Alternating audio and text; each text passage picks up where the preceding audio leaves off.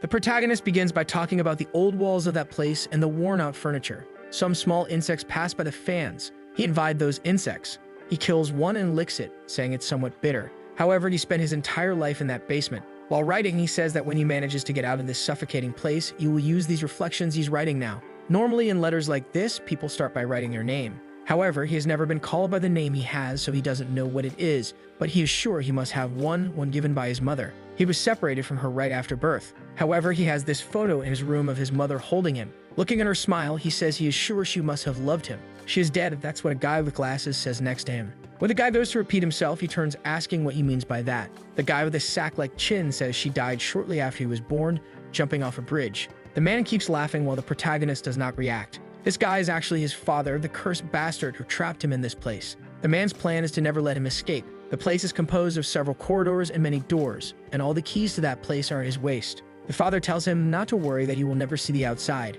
He asks if he doesn't remember why his mother jumped off the bridge. The boy does not respond, and the man takes a cookie and moves it towards his face, saying she was scared. The world she lived in, or this land, she knew an apocalypse was coming. The boy continues to stare at his father, who warns that the reason he won't leave there is because he loves him. He doesn't want to see his son take his own life. The boy says it's a lie, it's impossible, she preferred to die than live in this so-called apocalypse. He tells him to stop lying about this apocalypse coming. The father says he can choose whether to believe it or not. He takes the notebook and warns that this letter he wrote will never see the light of day. The boy tells him to stop, but the father sets it on fire. Sometime later, on top of the trash can, he says that this guy doesn't even deserve to be called a father. However, the guy smiles, saying that he can't say something like that since everything he's been doing is for his son. He warns that the time has come and tells him to follow. Walking through the corridors, the protagonist says it's at the same time every day. They pass through this place and he doesn't hear the sound of any other form of life. He and his father are the only inhabitants of this vast basement. The father starts writing things on the blackboard, while the boy thinks it's the same routine every day, the same lessons and the same training. The only thing that keeps him surviving this tedious life is the little free time he gets every day to take a look at the library. Among the numerous books there, the ones he likes the most are those that have descriptions of the world outside. He wonders what this sunlight that all the books talk about is like. At least he believes it must be warmer than the light in that basement. He looks back and sees a field. With this, he imagines himself running in it, saying he wants to experience a peaceful day in life and see a beautiful scenery. He wants to be able to talk to other people and maybe even be friends with them. But the most important thing now is to escape from this place and give his father a good kick. The father closes the book and says he has already told him that he can only read it during his free time. Watching him, he says it looks like his son was reading a book about the surface and says he continues to be pathetic. Wanting to know if he still has some kind of connection to the outside world, the father reminds him that he will never leave this place. When the apocalypse comes, the world will be covered in blood and screams. Only ashes will remain, and this place is the only way to survive. The protagonist says that his father is lying again. He always says that an apocalypse is coming, and it's because of this absurd reason that he has been trapped there his whole life. He wants to escape from this place, no matter the cost. However, the time has not come yet. He has to wait for the perfect moment, the time when his father lets his guard down and becomes defenseless. Sometime later, in one of the other rooms, the protagonist is doing push-ups, struggling. The father says it's ridiculous. He's tired just because of this, and he wouldn't survive the apocalypse like this, saying it's ridiculous that he only did 10 with that small weight on his back. The protagonist's arm loses strength, and he falls to the ground. The father approaches and offers his hand to help. He stays silent for a second, confused. Awkwardly, he asks his father why he is being helped. However, as soon as he takes his hand, the father pulls him and says he never said he would help. He sweeps his legs, making the boy roll and hit his back against the glass. The father explains once again that anyone who reaches out a hand to help cannot be trusted. In the apocalypse, humans are the most dangerous things, and that's why he's been training him and teaching him combat techniques. It will be inevitable that he encounters other humans, and when that happens, he must be strong enough to win with clean hands. However, he realizes that his son has fainted and turns away, saying the day is over. But at that moment, the protagonist finds a chance. His father was careless. He got up and grabbed a shard of glass. That was the moment he had always been looking for. His father's guard was down, and he prepared and lunged towards him. He was going to finish him off now in this careless state, obtain the key, and escape from this place. The boy approached and smiled, saying the plan worked. It was just that piece of glass touching his father, and he was about to reach it. However, there was a flaw in his plan. The father remained still, and he knew that man was not someone who would let his guard down like that. At the moment the shard was about to touch him, the father suddenly turned around. The protagonist was startled, and his father's entire body had already turned. Even so, he didn't hesitate and went for the attack,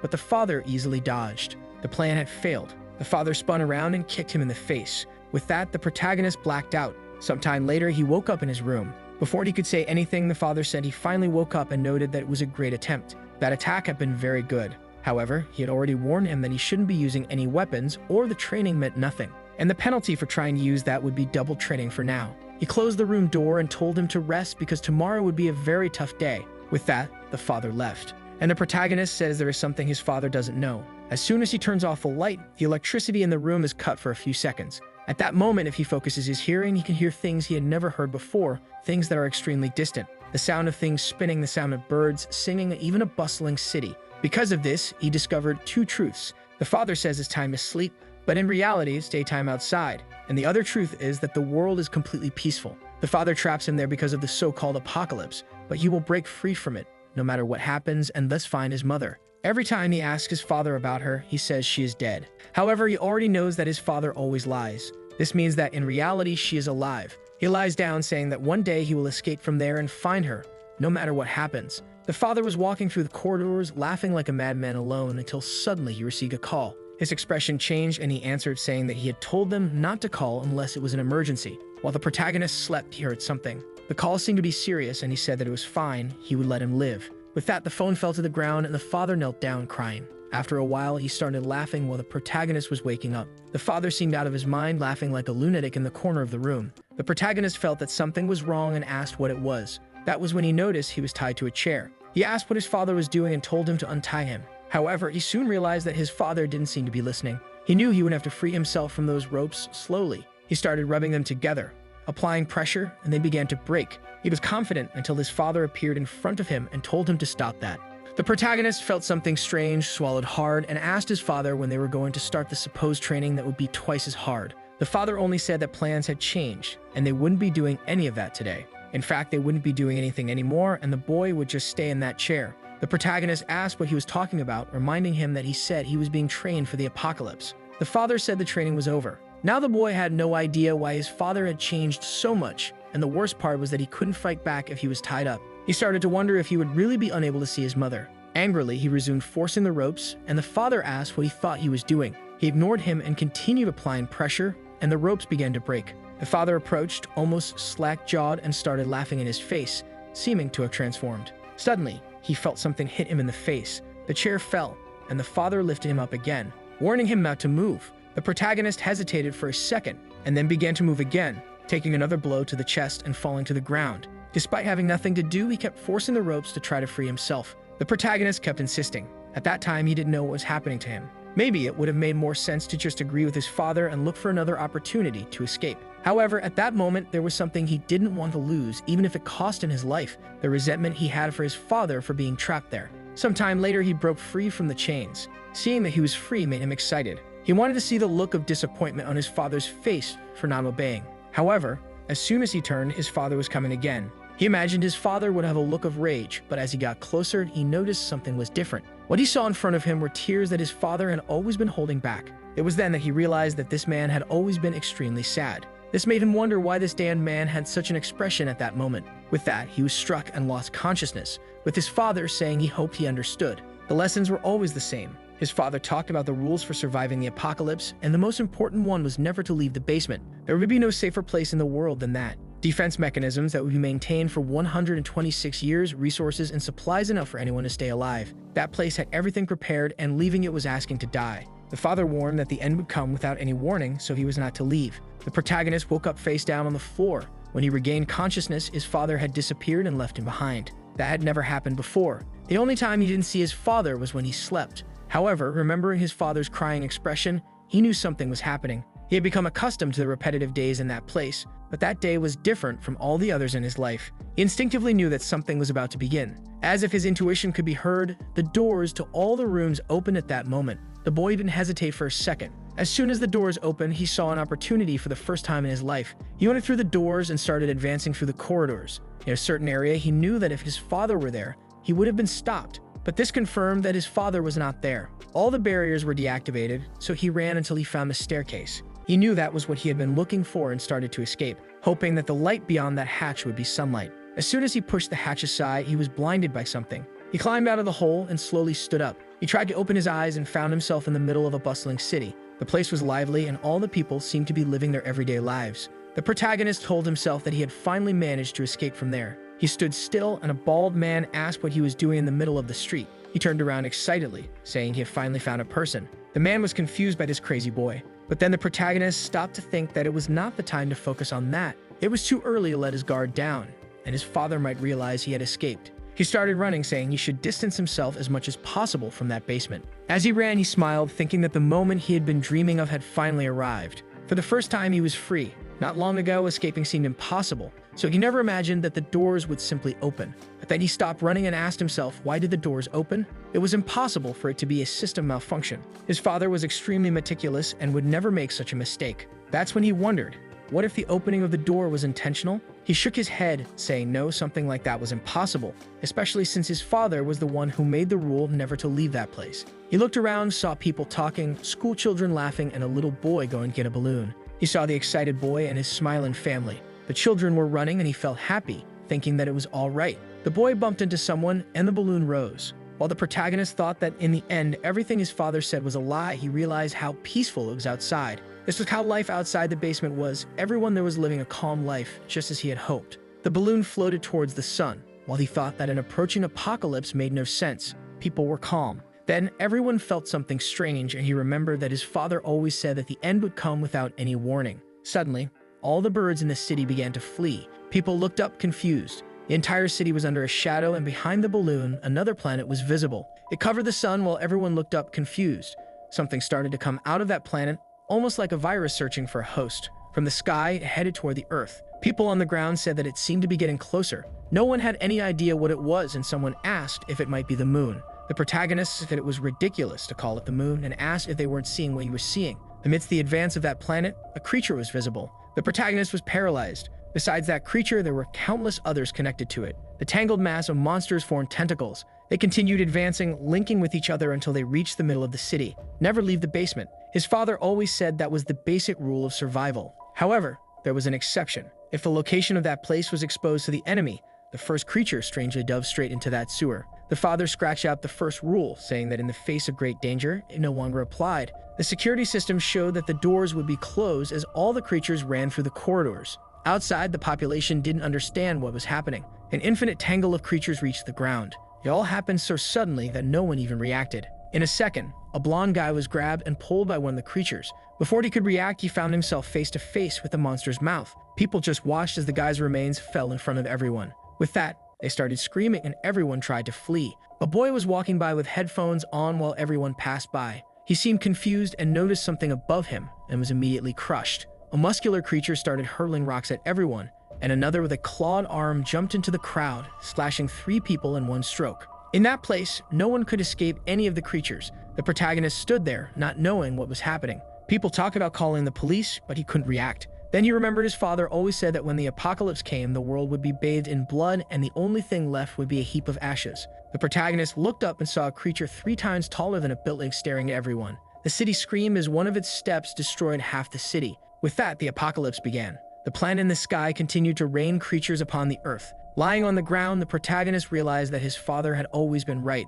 Then he remembered his father saying that his mother was dead and wondered if he was right about that too. The citizens continued trying to flee from the creatures, but for unprepared humans, it was impossible. Then someone grabbed the protagonist's arm. When he looked, it was his father. He was about to ask how this happened, but his father just told him to keep running. A glance back showed everyone being devoured. He was shocked as his father turned the corner and he followed only to face a horde of creatures again.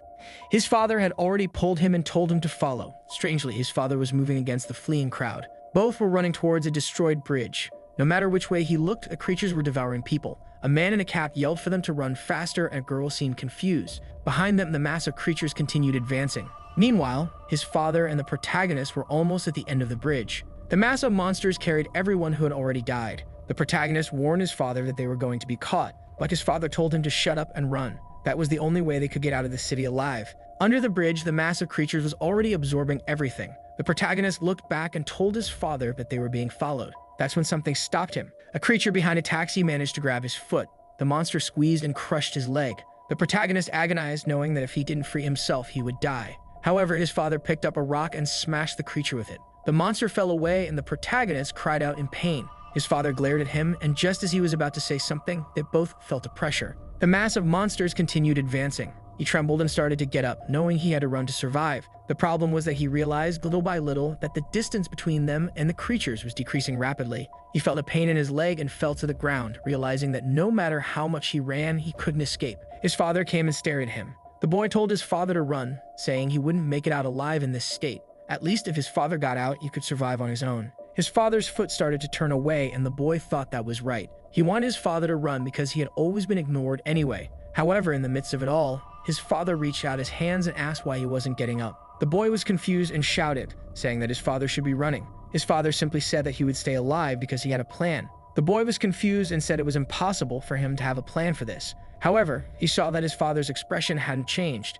He paused for a second and remembered his father's expression when he was wrong. He knew that his father really had a plan, so he took his father's hands. His father pulled him up and told him to run. The boy asked his father if he didn't have a plan. That's when he noticed that his father had left something in his hand. His father just said there was no time and that he needed to escape now via the bridge. He started running again, saying he would obey. He weaved between cars and distanced himself. Then he noticed his shadow and looked back. The bridge's support had broken, and everything started to collapse. The passage that connected that side of the city to the other fell into the void. The protagonist wondered what had happened to his father. He stood still for a moment, questioning why this happened now. Remembering that his father said he would survive because he had a plan, he wondered if this was the plan. Now he had no idea why this happened. Why did his father go so far for him but also torture him his whole life? He fell on the bridge, questioning why his father did this in the end. He told himself he survived, but then for what? What was he surviving for? All the life he had been dreaming of on the surface disappeared. The calm life in a peaceful place, and also the sole objective he had been carrying.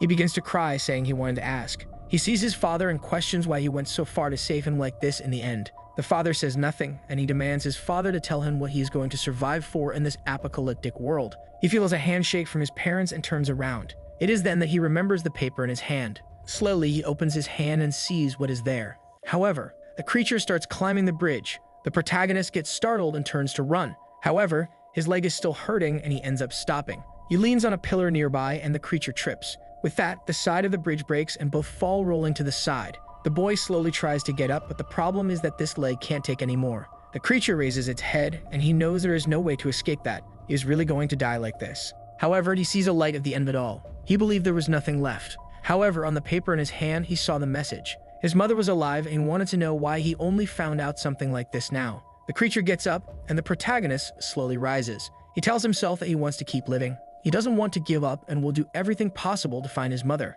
The creature roars and he knows it is not possible to defeat it. However, he remembers his father saying that when the apocalypse began, humans wouldn't be able to survive. That's because they don't have enough power or knowledge to continue existing individually. And even if they get lucky in the first few days, eventually with the daily dangers, everyone will die. The creature advances and the protagonist doesn't know what to do. In the conversation, he asked his father what he was going to do then and how he was going to survive. If what he is saying is true, does that mean there is nothing he will do and he just has to accept death? The monster is about to land a punch on him when his father asks if he has forgotten everything he has learned. With that, he remembers all the training he has been doing. With that, he manages to dodge the punch at the last moment. The creature ends up on the other side and the protagonist can't believe he dodged. The monster comes again and gets scared. However, the father had already warned him that he was different from any ordinary human. The biggest difference between them and others was that he knew how to survive. With that, the protagonist focuses. The creature comes running and the father says that everything he has been learning until now, with all the training experience and all the survival wisdom,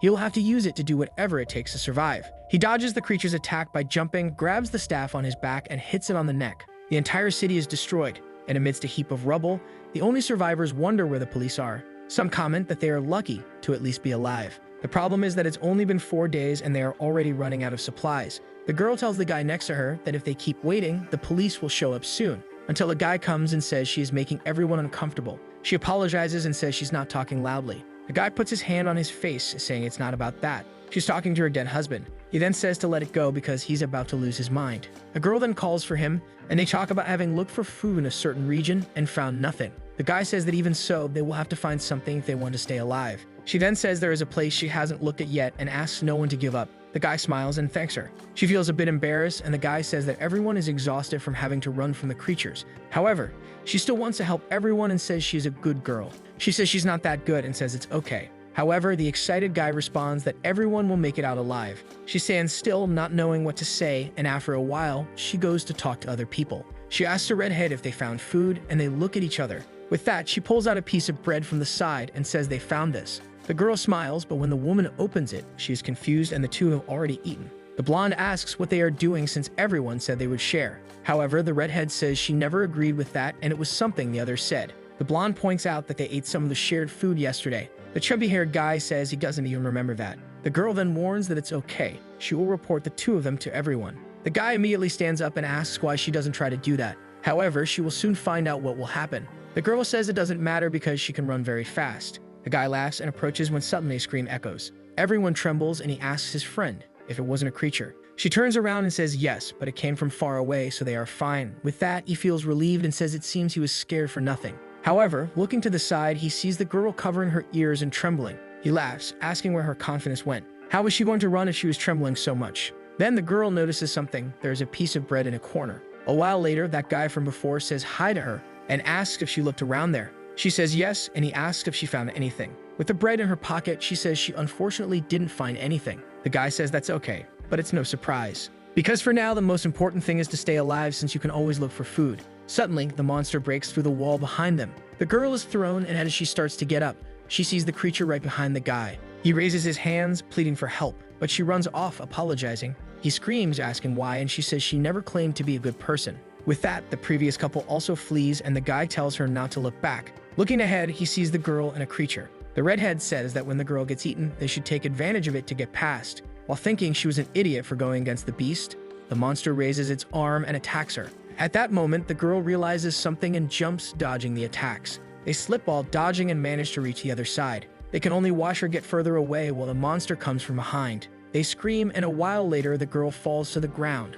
wondering if she's finally safe. That's when she notices something beside her. The protagonist is there, standing and sleeping. She slaps him and he falls to the ground, continuing to snore. At that moment, she notices that he is alive, but on the other side of the pillar, a creature is approaching. She wonders if the beast heard them as the creature slowly passes by. She realizes the protagonist is exposed and pulls him by his shirt. The monster passes while he is still asleep. Once the monster is gone, she relaxes, finally having survived. Then she notices he is looking at her. She jumps back and he leaps to the other side, asking who she is and what she was trying to do. The girl is a bit confused, and the protagonist remembers that his father told him never to trust anyone. The only way to survive was by keeping others at a distance. The girl explains that she only hid him so the monster wouldn't see him. However, he keeps remembering his father saying not to trust anyone or he will be used and killed. Now he knows that if his father was right, he won't survive by getting close to people. He then asks how he could believe her. At that moment, his stomach growls and he collapses from hunger. The last time he ate was 5 days ago in the basement. He is already at his limit, and even with long breaks,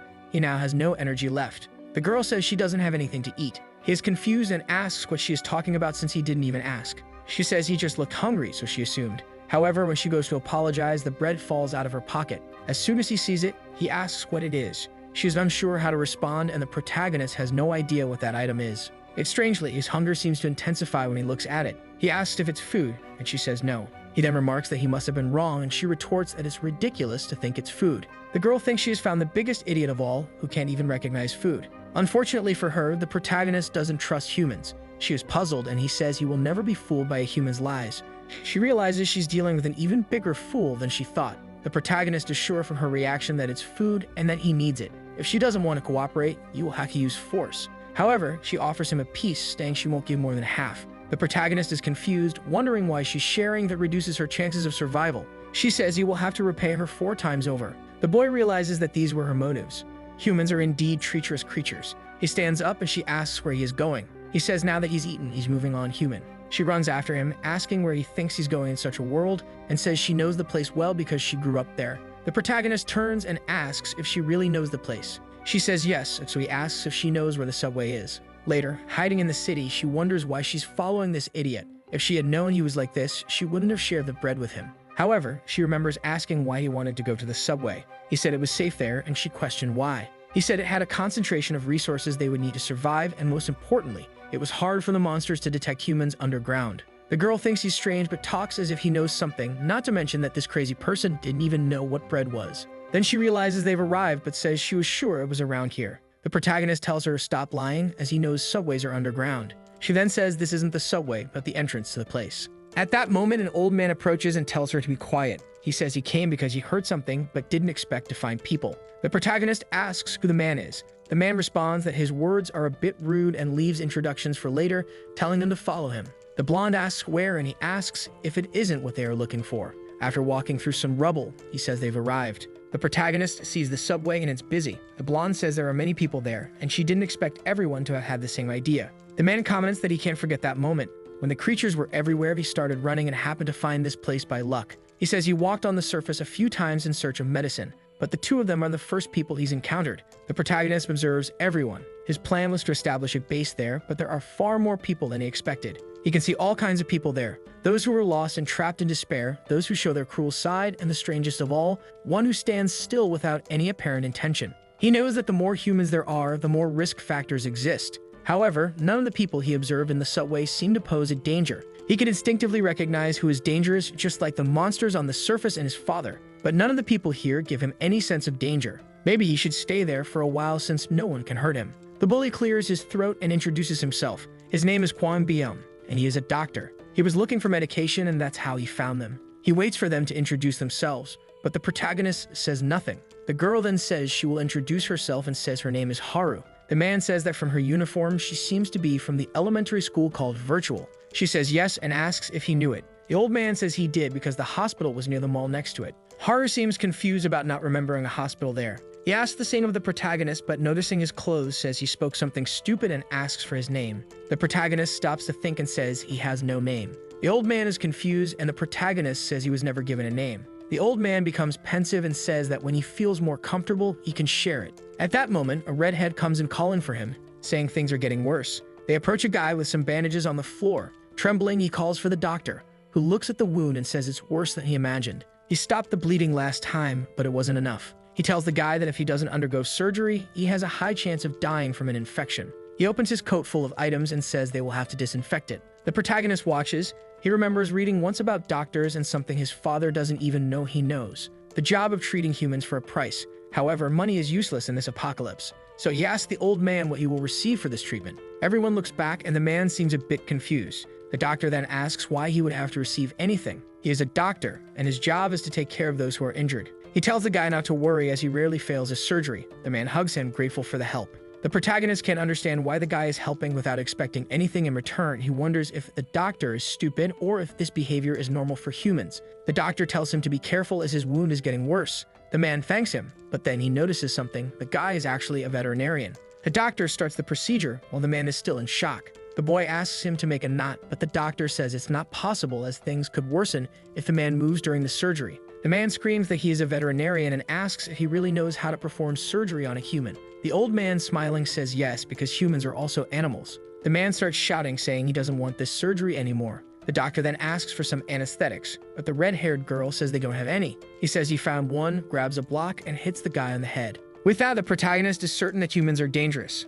A while later, he's in the corner of the room saying he finally found some silence. The best option was to leave that place instead of watching that scene. Leaning against the wall, he wonders what he will do now. The only thing he has is a photo of his father gave him and a message saying his mother is alive. Now he has no route since there are no clues on where to go next. However, whenever he looks at the photo, he feels a strange sensation. The plants in the background have shapes similar to those of the aliens. Even in the basement, he found this odd and researched various books on flowers, but never found anything like it. However, if this is a special flower that only grows in certain environments, he might find the place where it was taken. If that's the case, he first needs to find someone who can identify this flower. A fly passes by and he kills and eats it, saying it's bitter. In another part, some people tell the boss that they have gathered everyone. A scared man turns and says it's time to start. In the middle of the crowd, people wonder why they were all called there. One of them points to someone in the crowd, asking for an explanation. It's the boss, but the man seems unresponsive. He sweats and the other one trembles. The boss says he can look into the depths of the human mind, finding every thought they are trying to hide. And that man's eyes show fear. He hides it, trying to look tough on the outside. The man screams for him not to come closer, but the boss punches him in the stomach, saying fear always reveals itself. The people are scared, and he approaches, grabbing the man by the collar. Seeing his desperate face, he says that's what he wanted, telling him to show more of the true form hidden in his soul. After a while, the man asks him to stop. Then a girl approaches and informs the boss that there are people who are not there. He asks who. She says it's an old man, a boy, a little girl, and another who is injured. The boss says he ordered everyone to be gathered and asks what happened. She explains that it's the Mohawk guy's zone and he never listens to anyone. The boss says he doesn't like being controlled, but will go there to resolve it. As he leaves, she asks what they should do with the guy on the ground. He tells them to tie him up and throw him outside. The people ask for help, but no one seems to respond. The protagonist wakes up, wondering when he fell asleep. He had been on guard against the monsters, unable to rest. However, he notices something. He has no idea where he is. He feels a pain in his head, and when he steps on the ground, his foot seems to sink. He wonders if he is being swallowed by something, or worse, if he is already in his stomach. Something pulls him, and suddenly he wakes up, realizing it was a dream, but it felt too real. He is confused, seeing a crowd in front of him, and asks who they are. The boss says he has 2 minutes to appear at the central station, or he will be expelled from that place. His friends comment that he should go, or he'll be in trouble. The protagonist gets up. The boss looks disappointed. He was curious to see who had the courage to hide, but it seemed foolish. The protagonist stretches his neck and asks how. One of the guys is confused and asks who this lunatic is, but the boss says this is how it's fun and orders the protagonist to look at him because he wants to see his true form, to see what's hidden behind that look. However, he doesn't seem to see anything and is confused. The guy asks the boss what's wrong and tells the protagonist to make the most of the 2 minutes. However, the boy just questions these 2 minutes and says that actually 2 seconds are enough to finish everyone there. The guy falls to his knees, laughing, saying this kid is funny, pulls out a blade, and asks if those are his last words. The boss places his hand on the man's shoulder, and at that moment, the protagonist notices that the photo is not in his pocket. The man asks if he's looking for this. The protagonist warns that if there's a scratch on the photo, he will die. The man is startled, and the boss pulls it from his hand, warning that if the boy takes another step, he will tear it in half. Later, the protagonist is being kicked. The man asks where his confidence went. The protagonist is hating himself for letting the most important thing disappear while he slept. It seems humans are indeed more dangerous than he imagined. The man asks the boss if the boy will be expelled. The boss responds no. When he looked into the boy's eyes, he was different from the rest. His soul was so deep he couldn't see anything. He warns that they will keep an eye on the boy and always keep that photo under supervision. However, he tells his henchmen never to forget to always keep it in hand. Confused, the man asks the boss if they really have to do all this because of this kid. The boss just says it's an order, and the man says he understands. Thinking back to the moment the boy stood up, he was somewhat scared, but now it doesn't matter. He turns to the boy and asks where his smile is. At that moment, Haru appears. She asks what they are doing, and the boss says they found another one. Embarrassed, she asks if they were looking for her. The boss just tells her to go to the central station. As he leaves, a man says he hopes to see the protagonist again and will take good care of the photo. Everyone leaves and Haru approaches the boy. She asks if he's okay, but he slaps her hand away. She asks why he did that and says she was just trying to help. He tells her he doesn't want help and orders the human to get out of his way. She says her name isn't human, it's Haru, and tells him to get it right. He just walks past and asks if he needs to remember something so insignificant. Later, they are side by side with Huang, who asks if there was any problem. Haru says no, it's just that she tried to talk to someone who doesn't even know how to communicate. The protagonist thinks he would never hold a human's hand. He remembers clearly that his father warned him that when someone extends their hand, you can never trust it. Humans are enemies. He knows that the man has the photo and it would be easy to snatch it from his hand by force. Even if he tore it in half, it would still be easy to take it back together. It's just that he doesn't want to ruin it. It's the only item he has from that basement. The boss then says that everyone has arrived, so it's time to start. He announces that the options are to follow him or not. Those who follow him don't need to worry about being expelled like the man who is tied up. He explains that the man caused chaos in the subway, which is the only safe place they have, and that's why he was expelled. He won't force anyone to follow him, but those who do must understand that his word is absolute. At this, several people start to look at each other and walk towards him. The old man notices that many people are abandoning him, even the couple he helps.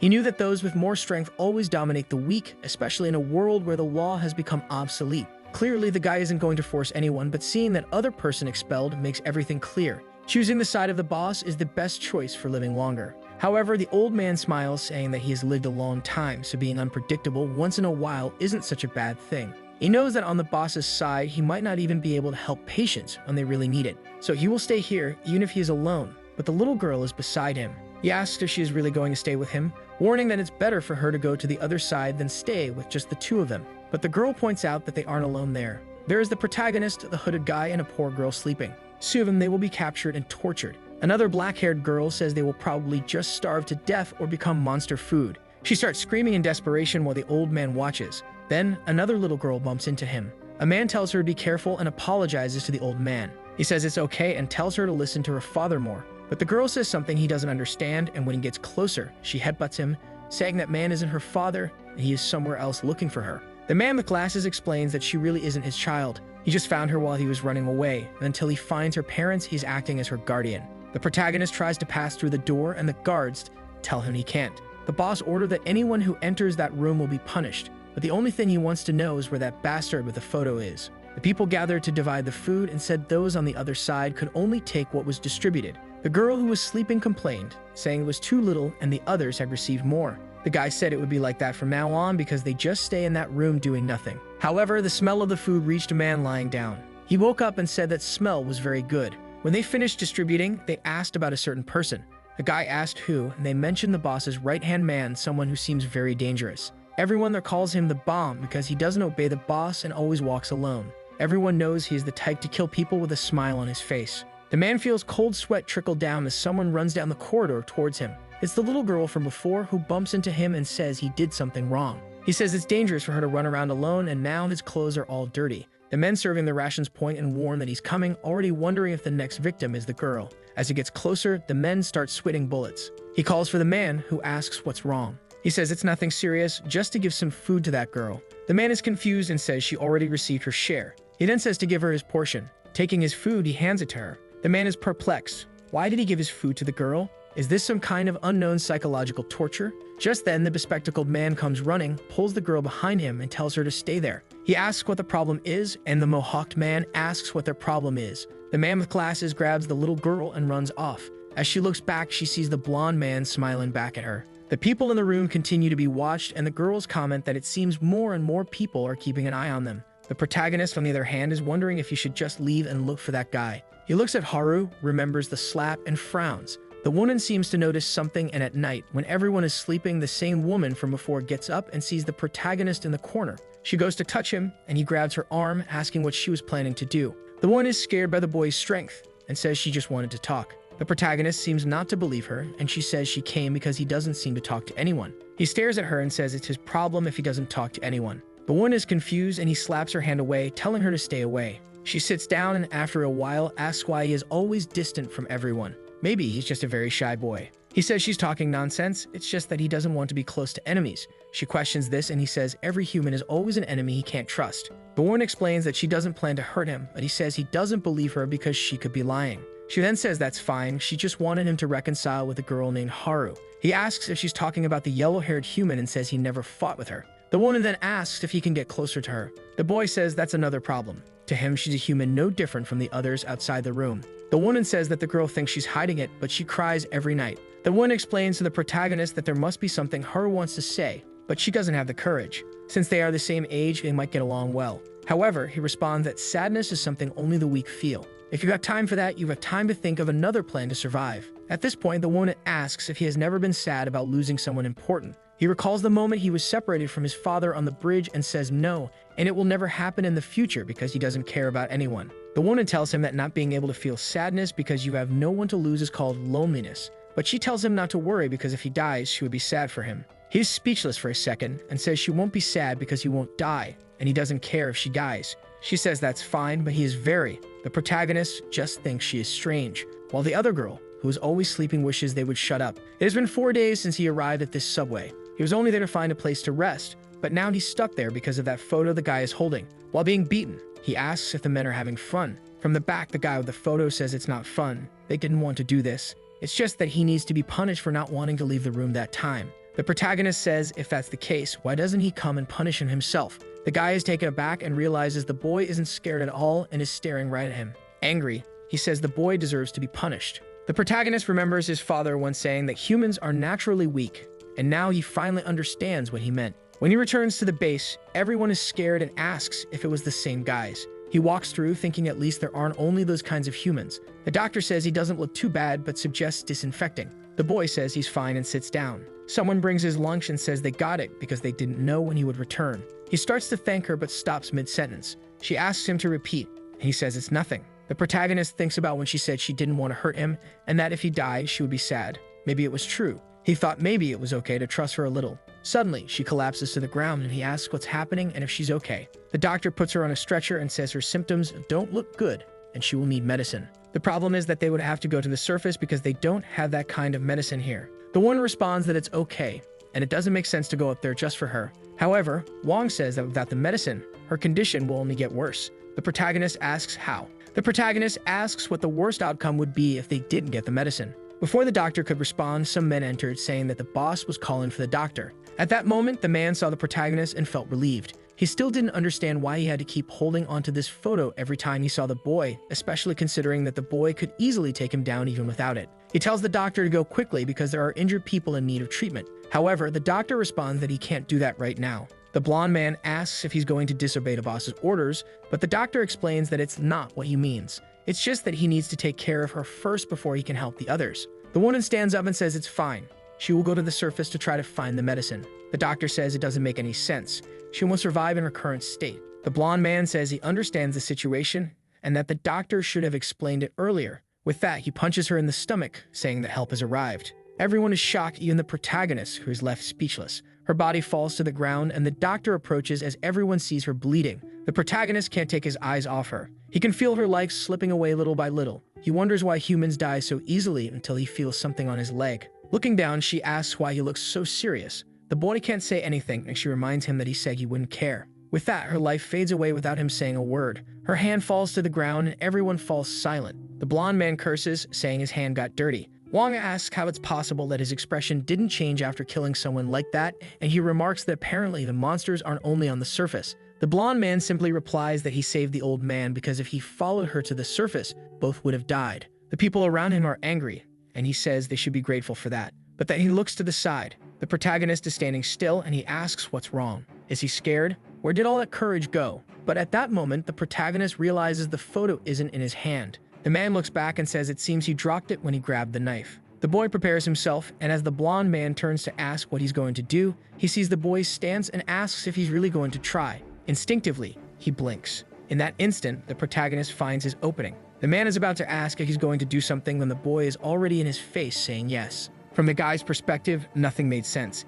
He saw the boy, and in the moment he blinked and opened his eyes, he had been struck and the knife had fallen. The two men beside him hadn't reacted and his body was still in the air. The protagonist grabbed him by the collar and struck him again, sending him spinning across the room. Before he hit the wall, the protagonist advanced again. As soon as the man's head touched the wall, the boy grabbed him by the collar and the knife fell into his hand. Now everyone understood what had happened and the boy already had the man immobilized. He stared at the guy who hadn't reacted for even an instant. This made him angry, seeing how weak this guy was. When he attacked, the man couldn't react, not even when the punch was about to hit him. If he had known this guy was so weak, he would have just taken the photo from his hand right away. If he had done that, there wouldn't be blood on his leg. At that moment, he saw his father telling him to finish it quickly. He should have no pity for any enemy. The protagonist felt something strange until someone told him to stop. He turned and Wong said that if he did that, there was no turning back. However, the protagonist simply asked if he was worried about that human's life. The old man said no. He was talking about the boy's life and told him to ask himself if he really needed to go that far as to kill him.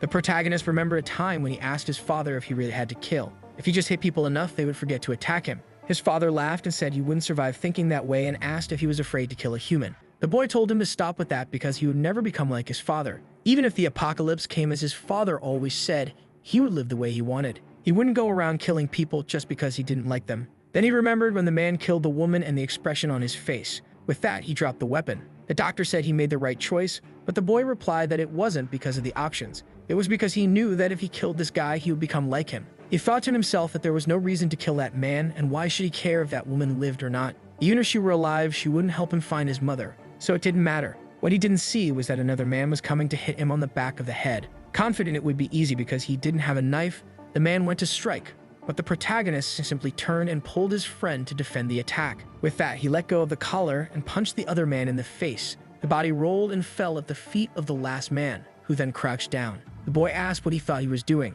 The man grabbed the photo and questioned if it was important to him. However, now the protagonist simply approached and asked what he was going to do. The man stayed quiet, smoothed out the photo, dusted it off, and handed it back to the protagonist, telling him to be more careful. After that, the boy returned to the group. They covered the woman's body, and the doctor asked where the other girl and the child were. The bespectacled man said they had gone to the bathroom and were lucky not to have seen such a thing. Suddenly, someone called the protagonist. A chubby man with a mustache asked why he didn't do anything if he was so strong. The boy replied that it was because they had something important to him. The man asked if he was talking about that piece of paper. The protagonist just said it was important, ignored the man, approached everyone, and said he wanted to ask something. Showing the photo, everyone said they had never seen anything like it. The girl who always sleeps asked where he took that photo, and he replied that if he knew, he wouldn't be asking. The bespectacled man said if they had access to the internet, it would be easy to find out. Huang asked why he wanted to know the location of that place. He said it was obvious. It was because he was going there. Huang, surprised that he noticed the boy knew how to fight, but it was impossible to survive up there. However, the boy responded that he could survive. Everyone was confused while he thought to himself that he didn't expect to find anyone who would recognize anything. Then someone appeared. It was the boss, who said they had apparently reached this point. Seeing the thing in the protagonist's hand, he said the man didn't follow such a simple order. Rolling up his sleeves, he said it didn't matter now. They would have to resolve this in a more intuitive way. Meanwhile, on the surface, a creature was walking and decided to start digging the ground leading directly to the station. In another part, people had improvised something to make a fire. Haru was nearby, just observing until the little girl came out of the bathroom and said everyone there was ridiculous for not flushing. Haru said it was inevitable since the flush didn't work. The man from before approached and said it was better for them to return soon. Haru seemed angry, but the man said he was only doing it to survive too. From a distance, away from the fire, the man asked if they were going to fight. Then something fell into their pot. They went to check, asking what was happening. That's when more rocks started falling. He looked up and saw the ceiling opening. At the same time, the creature was already in his face. Meanwhile, the protagonist was face to face with the boss. He looked to the side and saw the henchmen all collapse. That confirmed his intuition. In the underworld, he also knew some people like this. Monsters people who completely defied normality even though there were actual monsters above ground now. The blonde guy warned the boss to be careful, saying the kid was stronger than he looked, but he took an elbow to the face. The boss said he didn't like being called incompetent. What he wanted to deal with was that boy. He approached, saying the boy had a very rebellious eye, and now he would find out who was in charge here. Maybe now he could see whatever was inside the boy's soul. He wanted to see the true form. He found himself in front of a wall and opened it with his hands, but all he saw was darkness. That's when he realized he was wrong. It wasn't he who was looking at the boy, but the opposite. Seeing himself about to be devoured, the boss screamed and fell back. The others asked what happened to him, and the protagonist just stood there, staring at everyone. The boss was certain he had almost been killed. The people in the room couldn't understand, and the girl behind the boss was questioning why he was acting that way in front of a child. Then they heard a scream. A man appeared at the door, asking for help, saying he couldn't see. They saw he was covered in blood and asked what had happened. The man said he had had a strange headache for a while, and now something was coming out of his head. One of them asked if that was a monster. The man said there was something in his head that didn't want to come out. Suddenly, he twisted and then stood up again. The people stood frozen, watching. Something came out of his eye and shot across the room. The boss immediately yelled that it was a monster and punched him in the face, throwing him to the other side. The man was about to get up when the boss grabbed a tool and cut the creature. It fell next to the body and he finished it off. The people relaxed, saying that now it had stopped moving, the boss had killed it. The boss was wondering where that monster had come from. The people relaxed, saying they thought they were going to die just now. But something was wrong. They were celebrating being saved by the boss, but the protagonist noticed something. His expression changed and the boss turned around. At that moment, a creature appeared, and the door was slammed shut. No one could move, and the monster rose up. Perhaps it was because they had spent too much time underground. Everyone there had already forgotten, or rather they were trying to forget, the terrible memories of what they would have to face. At that moment, people dropped their bats, turned around, and started running desperately. However, the boss asked how long they would keep running and if they would repeat this forever. Pointing his axe, he said that this was only one monster and it was different from before. Together, they could defeat it. Maybe it was because they had just seen one of the monsters get killed, or maybe the boss's words had motivated them. Everyone started to feel confident, saying that maybe they really could do it.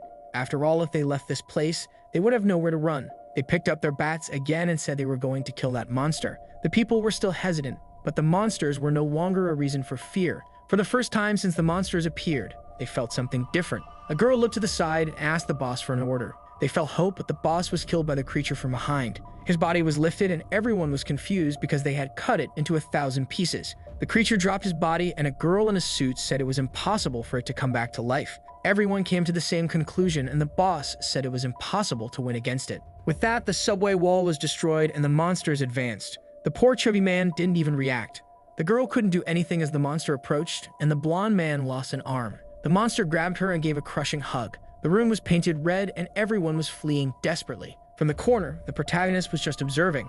The people in the room hearing the screams said it was only a matter of time before everyone died. The man with glasses was remembering the girl. However, the doctor grabbed his arm and asked where he was going. He turned around saying his child was there and he had to find her. The doctor said obviously if the monsters were there, she was already dead. The man didn't want to believe that this had happened again, until someone passed by him. He looked to see who it was and saw the protagonist's back.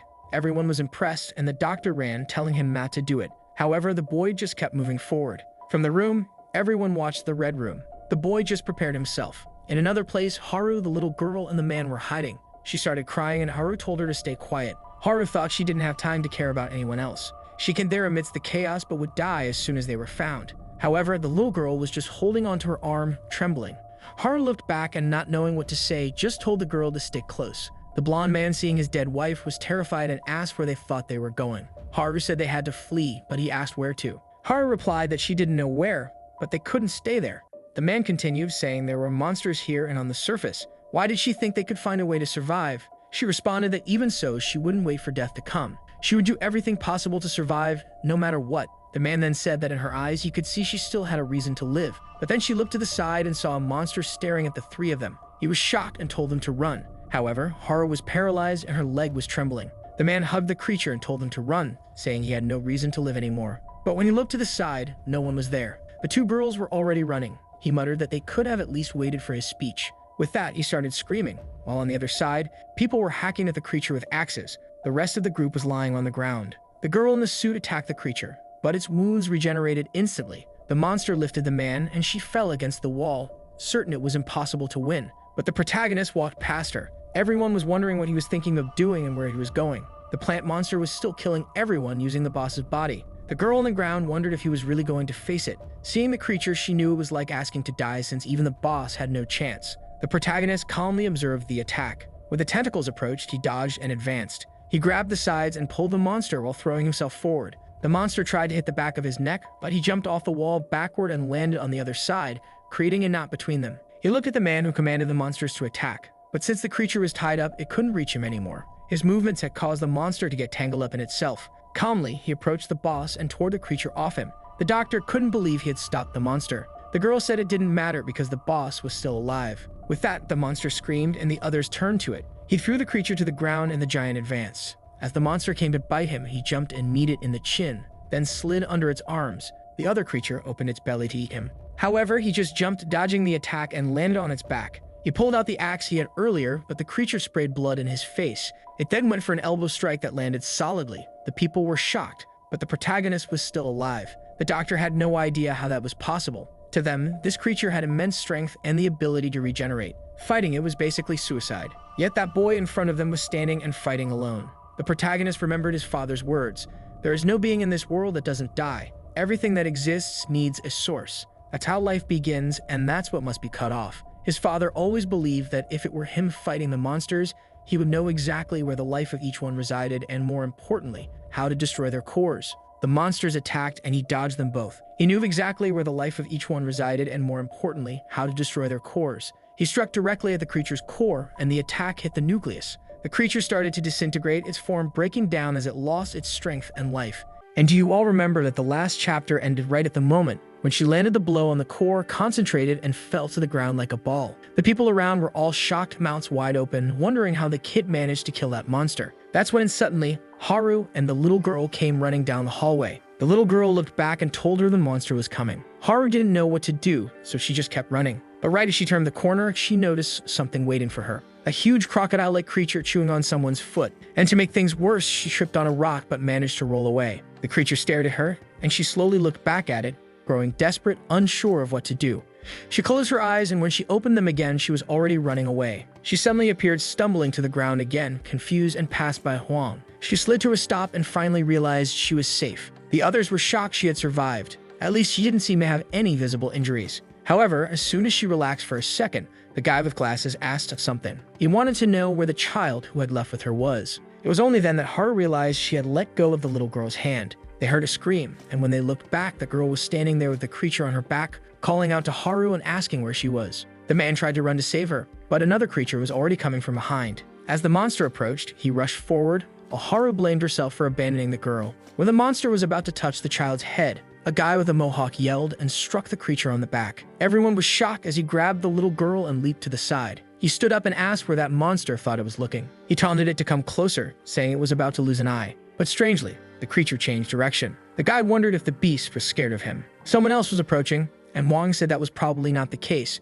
but he shouldn't assume since he wasn't seeing what was happening there. The protagonist was already fighting the monster, and Huang mentioned that the reason they were safe was all thanks to that person. Once again, he finished off another creature, making it 2 in total. The problem was that as soon as he looked to the side, another one appeared and almost landed a punch on him. He managed to dodge and realized at that moment 2 more creatures had shown up. The initial plan was to deal with one monster and find a safe place. However, the number of creatures he was facing kept increasing, and unlike the earlier monsters, these didn't seem to have a blind spot. If he missed an attack, even by a centimeter, it could be fatal. Not to mention, if he took too long, more creatures might appear. The issue was that he would eventually get tired, which would only decrease his chances of survival. That's when he had an idea. He wondered why he didn't just run away. Escaping from these creatures would be much easier than fighting them. He could probably find a base to hide relatively easily, but he knew that if he wasn't there, the humans in that place would all die. Still, what did they have to do with him? There was no reason for him to be fighting for these people. After all, humans were the enemy. Then he remembered the woman who had died. He froze for a second, and suddenly the giant crocodile-like creature was coming from behind. In that moment, he realized he had made a mistake by letting his guard down. The attack hit him squarely on the back, throwing him to the ground. He stood up in agony as the monster approached, and it seemed that even his normally armored body was injured from the blow. The creature continued approaching as he writhed in agony, until someone stepped in front of him. The Mohawk guy stood in his way and told him to relax, saying he'd handle it. He asked if the boy really knew a way to kill the monsters. But before the protagonist could answer, the guy smiled and said he just wanted to know how he could help in the fight. Another person raised his shield. It was the glasses guy who said he helped too. He explained it was because he saw the girl was in danger and decided to risk his life for her. However, the protagonist didn't understand why they were helping him. He kept asking himself why humans were acting this way. He was certain humans were enemies and saw no reason for them to assist him. But the Mohawk guy simply answered, "So everyone can survive." The boy was surprised by this response, and the glasses guy chimed in, saying the Mohawk guy was right. If these monsters killed him, everyone there would die. He stretched out his hands and said that's why it's better for them to work together. The protagonist was taken aback for a second, but then he changed his expression and stepped away from the guy's arm. He didn't want to trust humans at all. However, he was sure they'd do whatever it took to survive. So he calmed down and focused. Then he told them to distract the creatures. If the humans there truly wanted to survive, there was no reason for them to betray him. The giant crocodile started running toward them again, and the Mohawk guy, excited, said, "Finally, it's coming," while the boy focused. Now, with all these injuries, he had to finish this even faster. He dashed past the crocodile, and as it turned to look at him, it took a hit to the head. The biker asked where the monster thought it was looking and declared himself its opponent. Meanwhile, the protagonist kept advancing. His first target was to take down the creature in the back, but as he approached, the hole in the middle of the beast began to glow. He sensed danger was approaching, and suddenly a laser shot out. He managed to duck, but one blast burned his axe. He knew that if it hit his body, it would be fatal, but he got up and kept advancing. The creature started firing repeatedly, and he dodged each shot, gradually closing the distance. He got close enough to strike with his axe, but tentacles sprouted from the creature's back, aiming for his ribs. Somehow, he leaped just in time to avoid the attack and grabbed onto one midair. He used the monster's own attack as leverage to get closer. Right in the middle of the creature, he felt the energy core. His axe pierced the flesh, but his expression changed the moment it happened. He had missed by less than a centimeter, and now the monster was going to counterattack. He was still in the air when the beast's strike was coming for him. There was no way to escape that situation, until someone pushed him aside and stepped in to block the attack. Even though the shield was burned, it prevented both of them from dying. The protagonist was stunned for a moment, but quickly refocused and charged toward the monster. He struck with the axe again, and this time it seemed to hit dead center. In the background, Huang and the girl who could only sleep said they wanted to help too, but were afraid they'd only get in the way. But then they noticed the plant-like creature was still on the ground. Everyone froze as it approached the doorway. Someone stepped forward. It was the girl in the suit who declared it was the enemy of her boss. Meanwhile, the third creature had been taken down. The glasses guy asked the boy if he was okay, and the Mohawk guy was impressed by the shape of the dead creatures. He then asked how the boy did and said he wanted to help too, not just keep running. The boy explained that every monster has a weakness and you just have to aim for the center. But the guy had no idea where that center was. The protagonist tried to explain that if he focused, he'd be able to sense it. The poor guy gave it his all and guessed it was in the head, but obviously it wasn't. He then said he couldn't find the weak spot, so he would focus on defending while the boy finished them off. The glasses guy agreed and said he'd try to buy as much time as possible so the boy could attack the weak spot. But someone rushed forward. It was the Mohawk guy claiming he felt the weak point and was going to kill the monsters too. The two were impressed, at least by his lack of fear. He approached the right side of the monster while the Mohawk guy went for the left of another. Meanwhile, the protagonist noticed that at least now fighting had become much easier with their help. He had never dreamed of a scenario like this happening. The Mohawk guy taunted the beast, telling it to come at him and try to take him down. But as the boy went to say something, the monster's attack had already burned the guy's weapon and struck him in the chest, slamming him into the wall. The boy couldn't understand why he hadn't avoided the attack. Once again, he realized just how different and weak humans were. If he didn't resolve this quickly, everyone there would die anyway. The crocodile attacked to finish off the glasses guy, but the boy managed to hit another core. Now only one creature was left charging toward him, but then he stopped for a second, and remembered there was another creature besides these three. The woman who had tried to protect everyone was already dead on the ground. Haru and Wang didn't know what to do. The monster seemed to be draining all her energy, and suddenly the blood beneath her body vanished. The creature twisted, and after absorbing everything, stood tall before them. Haru froze in place as the monster moved to attack. All she could do was close her eyes, but the creature dissolved right in front of her. Once again, the protagonist had finished it off. The core fell to the ground and he collapsed right after. The room was a mess, with dead bodies everywhere. The boy stared at the core. He observed it for a moment, stretched out his hand, and touched it with one finger. With that, he seemed to lose consciousness. Voices started shouting to treat his injuries immediately because he urgently needed help. Sometime later, he began waking up. He sat up, his body covered in bandages, with Haru yawning beside him. Wang was amazed, saying it was a miracle he was already awake. He mentioned that the boy had been out cold like a corpse for 2 days straight. The boy, however, simply noted that people had taken care of his body. But then he ripped the bandages off, startling Wang. The wounds on his back had already healed completely. The old man couldn't understand what kind of miraculous regeneration this was. The glasses guy stood nearby and said he'd been worried the boy might never wake up. He added that he was very happy to finally thank him for saving everyone, but the protagonist only replied that he should forget about it as he had fought for himself. Then he asked if the guy who had fought alongside him was already dead. The Mohawk guy stood up and told him to stop killing off people who were still alive. Coughing up blood, he assured everyone his body was tough and resilient. The glasses guy then asked why he had helped everyone if he wasn't one of the bad guys. The Mohawk guy seemed surprised they had that impression of him. He explained that it was because gangsters were always hanging around him. He tried to clarify, saying he had nothing to do with those people. Everyone thought he was a subordinate of that lunatic, but he acted independently. Someone commented that no matter how they looked at him, he seemed very dangerous. But he just replied not to judge a book by its cover. That's when Haru fully woke up and asked the protagonist if he was already awake and feeling okay. But he only asked her why she was sitting beside him if she didn't seem injured like everyone else. Irritated, she said that's what she got for worrying about him. Wang then mentioned that for the entire time the boy was unconscious, she had stayed by his side. She tried to deny it, saying it wasn't true and that she would never stay near someone who didn't even know her name. But then the Mohawk guy chimed in, saying he remembered her. When he woke up amidst the chaos, he had seen her running by and thought it was incredible. He had never seen anyone move so fast in his life. Oddly, Haru placed a hand on her forehead, stood up, and walked off, leaving everyone confused. The protagonist watched her and noticed she didn't seem happy. Then he remembered the woman from before who had said she knew he didn't like her. But at least he could show concern for Haru. For the first time, he called her by her name and asked if he had pronounced it correctly. She paused for a moment and then walked away, saying he had. Later, a guy with glasses came to explain the situation. Only 12 people had survived, and in the past few days, 43 bodies had been found. Wang stated that they had lost 80% of the people. The glasses guy continued, saying they had discovered something strange when collecting the bodies. Most of them seemed to have been drained of blood, like ancient mummies. One of the women said she had seen the moment a monster latched onto someone and started extracting their blood. Another woman gasped, saying she was confused and wanted to know what kind of monster it was. There was talk that it might be some kind of government experiment. The glasses guy said he'd heard that theory, but didn't believe it. He had heard they appeared suddenly from the sky. What did that make them? Aliens or something? A man with a mustache interrupted, saying there was something more important to discuss. What was the identity of the boy? Everyone turned to look at him, and the man said he had seen what the boy did, and how he already knew the method to kill each of those monsters. The protagonist simply replied that he had spent his whole life preparing for the apocalypse. He showed a photo, saying it was the only thing that had brought him to this point. A woman with her arms crossed said that, to be honest, the photo wasn't enough to trust him. After all, it could easily be forged.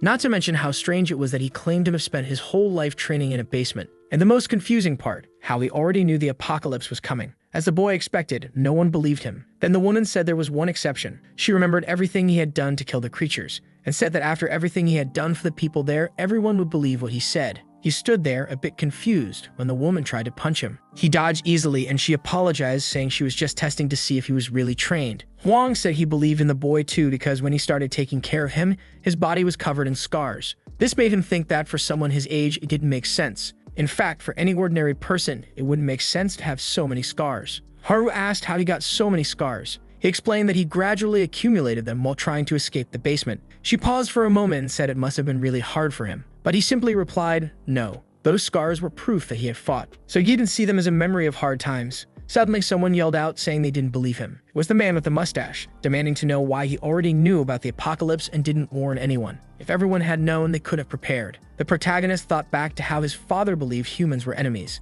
That was why he chose not to cooperate with anyone. Even now, he didn't trust these people. But remembering everything that had happened, he knew they had helped him. He wasn't sure why his father taught him that humans were evil, but at the very least he believed these people weren't that bad. The woman said that no matter what he was important to the people here. That was because he was the only one who could kill the monsters. The Mohawk guy remarked that if he knew the weak point too, the boy wouldn't be the only one. He'd just swing his hammer, and the monster would die. The glasses guy suggested that if he found his mother, he might get information about the monsters. But the man with the mustache asked what they would do with that information. It's not like they'd survive another day because of it. The only reason they were lucky was that the entrance to this place was completely covered. That's why the monsters hadn't found them yet. They'd have to go deep underground or there was no light to finally reach this place. But that was it. That tiny bit of luck was all they had. However, it wasn't impossible for the monsters to find them again and attack. The Mohawk guy told him to stop being so pessimistic, especially since they had plenty of supplies, until they realized all the food they'd stored had been crushed. He asked if they weren't confusing the location of the storage. One person said it seemed they weren't, while the lazy one grabbed a can and walked off. Later, everyone gathered at the escalator. Wong commented that now they'd reached this point, they needed some people to go up and collect food. The Mohawk guy volunteered, saying he was tired of suffocating down here. But everyone knew his wounds hadn't healed yet, so he had to stay. The same went for the poor glasses guy. The doctor told them not to remove their bandages and to keep resting. He mentioned that someone uninjured should go. The sleepyhead obviously didn't want to volunteer. Everyone said that leaving this place was basically a suicide mission. The printed guy also said he wasn't interested. Who even was this guy? Wong pointed out that at this rate, they'd have serious problems since they only had enough food for one more week. That's when the protagonist stepped forward and said he would go. The man immediately thanked him, saying he felt much safer if it was him. The boy explained that he'd have to go anyway to find more information about the photo, maybe even find a better base than this one. He climbed the escalator, saying that the most important thing was that he hated living in basements. Someone said they'd go with him. A girl and another glasses guy who seemed ready to die for sure. They apologized for not helping earlier, but said this time they wanted to contribute. The girl said she had gained courage after seeing him fight and was sure she could do something. The glasses guy said he wanted to take some risks too, especially since the boy had put his life on the line for everyone. If it had been up to him, he'd have just run away if he could. Wong then asked if anyone else wanted to go. He looked over and Haru was standing there, but she lowered her head and he thought about how hard things must have been for her. Everyone got ready and called for the protagonist, but he didn't seem enthusiastic. They asked if he was going to prepare and he asked what the problem was. They wanted to know if he wasn't going to take any supplies or put on clothes instead of just walking out in his underwear. That's when the woman from before said she had sewn some clothes for him while he was unconscious. He seemed a bit surprised and she told him to be happy because it was an honor. She might not look like it, but she was a first-class designer. Before all this started, people would line up to wear what she made. Not that it mattered anymore since all her clients had disappeared. The protagonist then remembered how he received clothes in the basement. He told his father that he had heard people on the surface wore all kinds of different styles. So why did he always wear the same old, dirty shirts? His father showed him that it was all they had. He told the boy not to be disappointed as he lived the same way. The protagonist explained to the woman that wearing different clothes had been one of his dreams on the surface, and he thanked her for making them for him. She was startled but then smiled. She said that now that he was wearing first-class clothes, nothing else in his life would satisfy him. Haru approached, about to ask something, but at that moment, his pants fell down. She froze in place as he asked what the problem was. Obviously, poor Haru froze, unable to react, and everyone else started turning red. Haru stopped for a moment, looked down, and then turned red herself. She slapped him, calling him a pervert, but the boy simply dodged and asked why he was being attacked out of nowhere. Poor Haru stumbled. "Goodness, where are you going, girl?" She just veered to the side and fell to the ground. He stood there, confused, while she was trembling all over. He asked why she wasn't getting up and shouted at him to put on some clothes already. He stood there, thinking he really couldn't understand humans.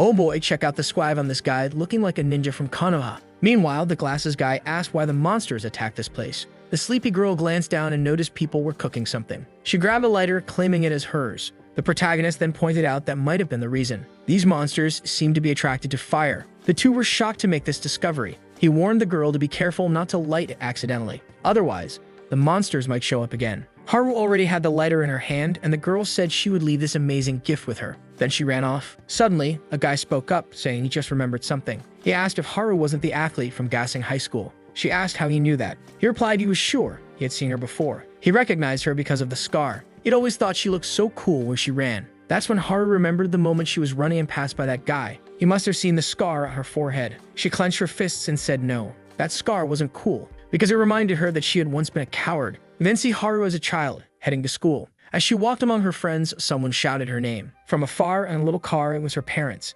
They were celebrating her first day of middle school. Her brother told her to stay strong, but without responding to anyone, she just pulled her hood up. Everyone wondered who Haru was. Before they could figure it out, she had already walked off. Her father sat in the car, wondering if she would adapt well. He remembered her as an energetic child, but everything changed after that accident. Something that left her so terrified it altered her everyday life. We then see a scene where a man had captured her and was threatening everyone. People were scared, but suddenly Haru bit his hand, broke free, and started running. But she tripped and fell to the ground. She looked back as the man slowly approached and attacked her, leaving the scar on her forehead. A little later, she woke up in the hospital, startled. Her parents thanked her for waking up, but she seemed desperate. Her father hugged her, telling her to calm down, that the man had already been caught. There was nothing to worry about anymore, but the memory of him remained etched in her mind. Back in class, she always kept her bangs covering her forehead. Some girls nearby were chatting, and when Haru glanced at the window, she saw a shadow. Startled, one of the girls asked how she was feeling. The girls all wanted to know what she was most afraid of. Haru paused for a moment and said what scared her the most was dying. Until the girls clarified they were talking about movies, so what was she even answering? Sometime later, it was time to run. Haru noticed people were commenting about her, but she didn't want to give up on everything. Still, ever since the day she got that scar, she felt like terrifying waves of water were constantly closing in on her. When that feeling grew stronger, everything in front of her would turn white. That's why she didn't like running. Every time she ran, it reminded her of that day she tried to escape. When the boys were running casually, Haru passed them all, leaving everyone behind. But it only made her realize how much of a coward she was. The teacher announced it was a new record, and everyone was impressed. They congratulated her, saying they didn't know she had such talent. People crowded around, asking her name and if she was an athlete. She said no, but the teacher chimed in, saying she had potential as a runner. If she started training, she'd soon be one of the best in the region. Haru tried to explain her fear of that memory, but she paused for a moment, clenched her fists and said, "Fine, I'll do it." Time passed, and she was now stacking up trophies. Someone commented that the girl who started just 2 years ago already held several records. An older man asked if the girl with the scar was there, and the teacher confirmed it. Opening the door, he saw Haru drying off after a game. He said she was the athlete of the moment and asked if he could take some photos with her. She agreed, and a bit later, he said he was a fan and asked her to smile. Then he moved closer, saying the photo wouldn't turn out well if she stayed so distant. But as soon as he touched her, she remembered the day of the attack. The man stood there, confused, trying to figure out what happened. In an instant, Haru had run to the corner. Later, the man said he felt weird about it. He didn't know the girl was so strange and claimed he hadn't done anything wrong. The teacher tried to explain that Haru was a bit strange, but asked the man to understand. He said she could be considered a bit of a coward, always running away from things. Haru was standing nearby and overheard the entire conversation. Back at home, her father was complaining about the internet not working. His wife told him it was because he needed to learn not to use his phone at the table. He apologized and asked Haru how the news report went yesterday. She stayed silent, and he commented that he never imagined she had such talent. He was now excited to see his daughter on TV. But suddenly, Haru said it was all because of that accident. That was why she got so good at running. Her father didn't know what to say. She explained that every time she started running, she remembered that incident, which made her run faster.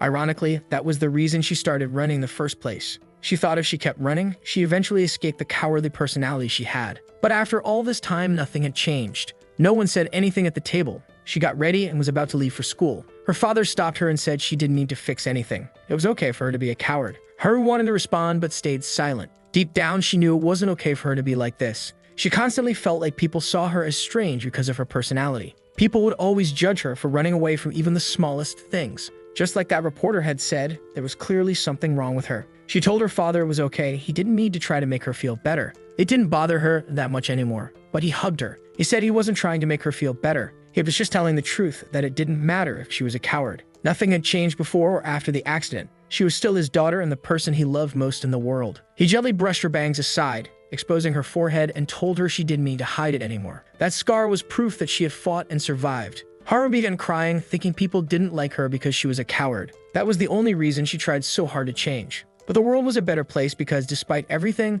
there were people who understood her. Her brother teased her, calling her a crybaby. But Haru was more focused on what her father had said, that there was nothing wrong with her, that it was okay for her to be a coward. Her father extended his pinky and told her a promise, that she wouldn't cry anymore every time she thought of herself as a coward. She hesitated for a moment but then smiled and said, okay. With that, her mother said she was taking her brother and would be back soon. Haru and her father stayed behind, watching them leave, until the wall in front of them was destroyed. Before her father could react, a chunk of debris struck her mother in the head. Her brother was taken with her. The entire front of the house had collapsed. Creatures had begun roaming the area. Her father, desperate, ran to the rubble, searching for his wife's body. He paused for a moment as Haru called out to him, asking what happened and where her mother and brother were. But then she realized her father had also lost one of his legs. She ran to him, but he told her not to come closer. Her mother's body was beneath the rubble. Haru didn't know how to react. She fell to her knees, memories of her family flashing through her mind as she spiraled into despair. Her father called out to her and told her she could still escape. He said he would stay behind with her mother and brother. But Haru said no. She begged him not to say such a thing because she couldn't leave him behind. He was the only person she had left. She didn't want to run away anymore because she'd never forgive herself if she did. In front of her father, a crowd of people was fleeing from the creatures. They glanced at the house as Haru stood up. She was about to tell her father she'd never run away again, when a swarm of shadows closed in on him and rushed past her. Amid the chaos, she froze, watching as her father slowly turned toward her. He was enveloped in a glowing light and she couldn't move forward. The shadows seemed to pull her back. She remembered her father once telling her it was okay to be a coward, that there was nothing wrong with her. So she ran thinking he was wrong. She abandoned him despite saying she wouldn't. And after that, she kept abandoning others. Back on the train, Huang watched the protagonist preparing himself. He looked back and saw Haru standing there. He remembered how isolated she had seemed and chose to ignore it. He kept climbing and she stood frozen, paralyzed by fear. But then, suddenly she moved. She ran past everyone on the stairs and stumbled in front of him. She was determined not to run away anymore. She said this time she was going with them. On top of one of the buildings was a monster doing push-ups, or was that just an illusion?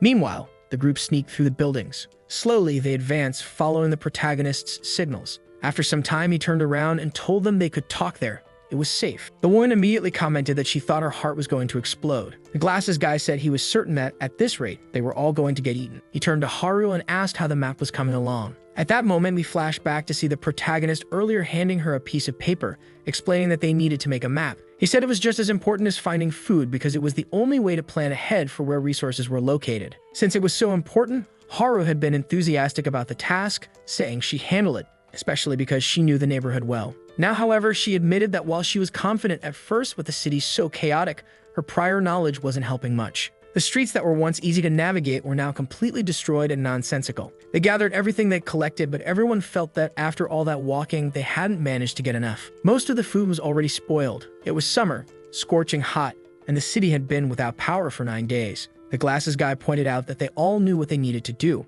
They had to eat the food before it spoiled further. The woman disagreed, insisting they should take it back to the base and decide what to do there. But the glasses guide argued that it wouldn't be fair for them to eat only what was already spoiled. Besides, they were the ones who risked their lives coming here with monsters all around. He said it would actually be unfair if those who took the risk didn't get a reward. Still, the woman protested, saying the people at the base were waiting for them. Then they heard chewing noises. The protagonist was calmly eating, saying it was delicious. Of course, everyone immediately started eating too. The woman, left with no other option, reluctantly joined in. The boy was happy. At the base, they only had bland nutritional food. At least this was tasty. Just eating it made him feel content. Haru then mentioned that she remembered the first time they met, they had eaten bread together. Back then, she thought he was a complete idiot for not even recognizing what bread was. He paused for a moment, then handed her a bunch of supplies, saying he didn't owe her anything anymore. She was confused and asked what he was talking about. But of course, he was trying to repay her for that day when she said he'd have to pay back 4 times what he received. She stood there puzzled, and he realized she might have forgotten what she'd said.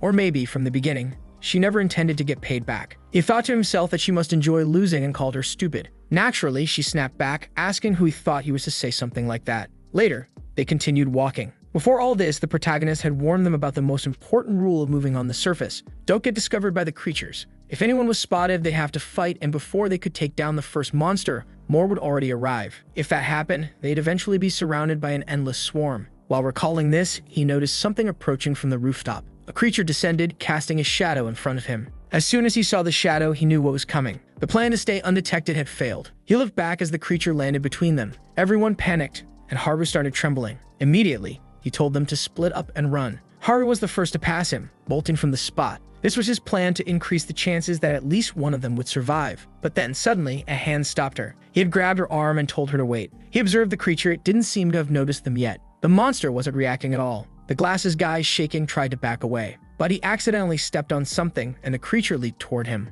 That's when the boy realized the monsters reacted to sound. Haru was about to scream, but he covered her mouth. He signaled everyone to stay silent while keeping their eyes on the monster. He prepared himself, knowing that if they attracted more creatures, things would spiral out of control. He would have to take down the monster in a single strike. Earlier, someone had handed him a weapon. It was the mustached man who had said he had no intention of going to the surface with them. But that didn't mean he would sit idly by while they struggled for supplies. The protagonist asked what it was, and the man showed him a hammer. He explained that he forged it after watching him fight. It was a weapon designed to hit weak points. Armed with 2 giant needles, the protagonist stood still, watching the creature. In an instant, he disappeared, leaping toward the beast. This was their only chance. If they failed, the entire city would be alerted. Everyone was terrified as he struck, hitting the core dead on. The creature dissolved instantly. Finally, the day came to an end. They set up a temporary camp and were sleeping outside the city. The boy sat, staring at the weapon he'd been given. He remembered how his father had many weapons, but his father always said he shouldn't rely on such things. He needed to be able to defeat any of them with his bare hands. The boy had once asked his father if he meant the humans on the surface. The stern man fell silent before eventually replying, yes. Weapons didn't suit people like them, his father had said, and soon he would understand. But the boy only grew more confused. His father had told him he'd understand, but he couldn't imagine killing these monsters without using a weapon. And what was stranger still was that his father had never spoken about these creatures. Maybe it was because he never believed in their existence either. After all, he didn't even believe in the apocalypse. But little by little, the boy began to piece things together. Why he had to go through such inexplicable training. Each one of those preparations was to teach him how to fight, how to survive against these monsters. But there was still something that didn't make sense to him. His father had said he had no intention of ever letting him out of the basement. So if that was true, why train him to survive on the surface? Which part of the story was a lie? Did his father really never plan to send him to the surface? He remembered the moment his father had panicked. He was certain that wasn't an act. And aside from his mother's death, his father rarely lied. If he truly didn't intend for him to go to the surface, then the training must have been to ensure he'd survive if it ever happened. But something still didn't add up. On the day the apocalypse began, all the doors to that place had opened. He was sure that wasn't part of the original plan, yet he knew that if he had stayed there, he would have died in the swarm of monsters that invaded. What he didn't understand was why so many creatures had attacked that place. And more importantly, how had his father known the apocalypse was coming? As he stared at the monster's core, the glasses guy asked what the unbreakable object was. He tossed it to the woman and asked if she wanted to figure it out, but she screamed and said it was disgusting, throwing it back. The core rolled toward the protagonist, who slowly stopped it with his finger. The energy inside seemed to react to him, flowing into the core before it fell to the ground again. It rolled to his side, and the glasses guy asked what had just happened. The protagonist looked puzzled, picked it up, and examined it. Someone else suggested it was better for everyone to sleep, as tomorrow would be a long day. As he looked back at the core, it disintegrated in his hand. Haru lay nearby, silent. She was reflecting on how she tried to run away again, despite promising herself she wouldn't. She remembered the girl she had abandoned and muttered that she needed to apologize to her. The protagonist lay down as well. He seemed to recall his father reading a book, wondering about the memory. He remembered that there had been a time when his father was normal, so long ago that he had forgotten what it was like. The boy asked his father if he wanted to read that book, and his father said yes. It was a story from his homeland, a tale of a hero whose name. But his father's image faded, and the boy woke up to find Haru near him. Actually, far too close. What was she doing? But don't get too excited. Of course, she covered his mouth and trembled, pointing to the side. There was a noise coming from behind the rocks. The two stayed perfectly still, watching. Haru was sweating bullets. What appeared was a little rat. She sighed in relief, muttering that she couldn't believe she got so worried over that. That's when she realized she was on top of him. The protagonist remarked that she was kind of heavy and asked if she could please get off. Furious, she shouted that she wasn't heavy and told him to be quiet. Later, she was observing the city through binoculars. No matter where she looked, it was full of creatures. She called over to him, asking how the map was coming along because they needed to leave. She said it was coming along fine, but reminded him to call her by her name. At that moment, the glasses guy asked what the boy's name was, since no one knew, including them. The protagonist replied that he didn't have a name, having never been called one since he was a child. The woman asked if they should just keep referring to him as you, or if they could give him a name right now. He seemed confused, asking if they were going to name him. Haru suggested calling him Stupid because it would be easier to remember. Caught off guard, the protagonist had no idea what name he wanted. He had never thought about it before. Then he remembered the conversation with his father and the book. Finally, he said they could call him Blue. Everyone was a bit puzzled. Haru said it was a strange name and asked if it had any meaning. He replied that it didn't. It was just the name of a character in a book he used to read as a kid. That's when the group realized they hadn't introduced themselves yet. The woman said her name was Yujin, and the glasses guy was Jian. Haru introduced herself, adding that she was sure the idiot wouldn't remember any of their names. The protagonist was about to introduce himself, but everyone stared at him expectantly. He remembered being in the basement, lifting a pencil. He declared, "My name is Blue. It's nice to meet you all." Haru smiled, and the group exchanged glances, saying it was nice to meet Blue too. He thought back to the dreams he had of leaving that place. He always imagined that if he could reach the surface, he'd greet people and have conversations with them. Maybe he wanted to become friends with them. Shikian extended his hand and said, "Now we're friends." But just as the protagonist reached out to shake his hand, memories of all the deaths flooded his mind. The thought of finding his parents stopped him, and he pulled back, saying, "No." Everyone was confused for a moment, but it was time to continue their journey. He knew that, if not for the apocalypse, he would never have been friends with these people. But finding his mother was his priority.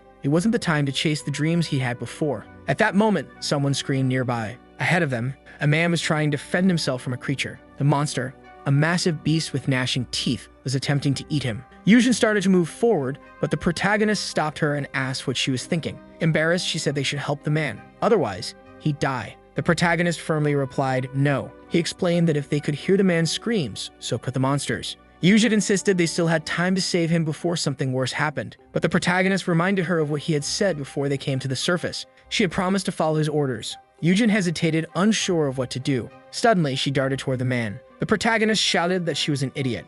She grabbed a branch and stabbed the monster in the back, throwing it to the ground, where it rolled away. The man, shocked to see other people, stammered. Yujin told him to calm down and stay quiet so they could lead him to safety. But the man yelled, warning her to look behind her. Just as the monster lunged for her head, the protagonist saved the day again. The man was stunned, asking how he had done it. But Blue ignored him and turned to Yujin, asking if she realized what she had just done. She had put everyone in danger. They quickly discovered the man had broken legs, complicating things further. The protagonist knew the man would be of no use to them. Then he started hearing sounds. Creatures were closing in from all sides. He told the man that they couldn't help him anymore. They had already risked too much saving him from the monster. He then turned to Yujin and said if she truly wanted to help this man, he didn't care. But if that was the case, she wasn't to follow him anymore. He reminded her that she had promised to obey him to stay on the surface. She agreed, saying the boy was right. It wasn't the time to worry about others. They had to remember the people waiting for them back at the base. Yujin paused for a moment before finally agreeing. Fine, she said. I'll obey you. But the protagonist looked startled. The man she had saved spoke up,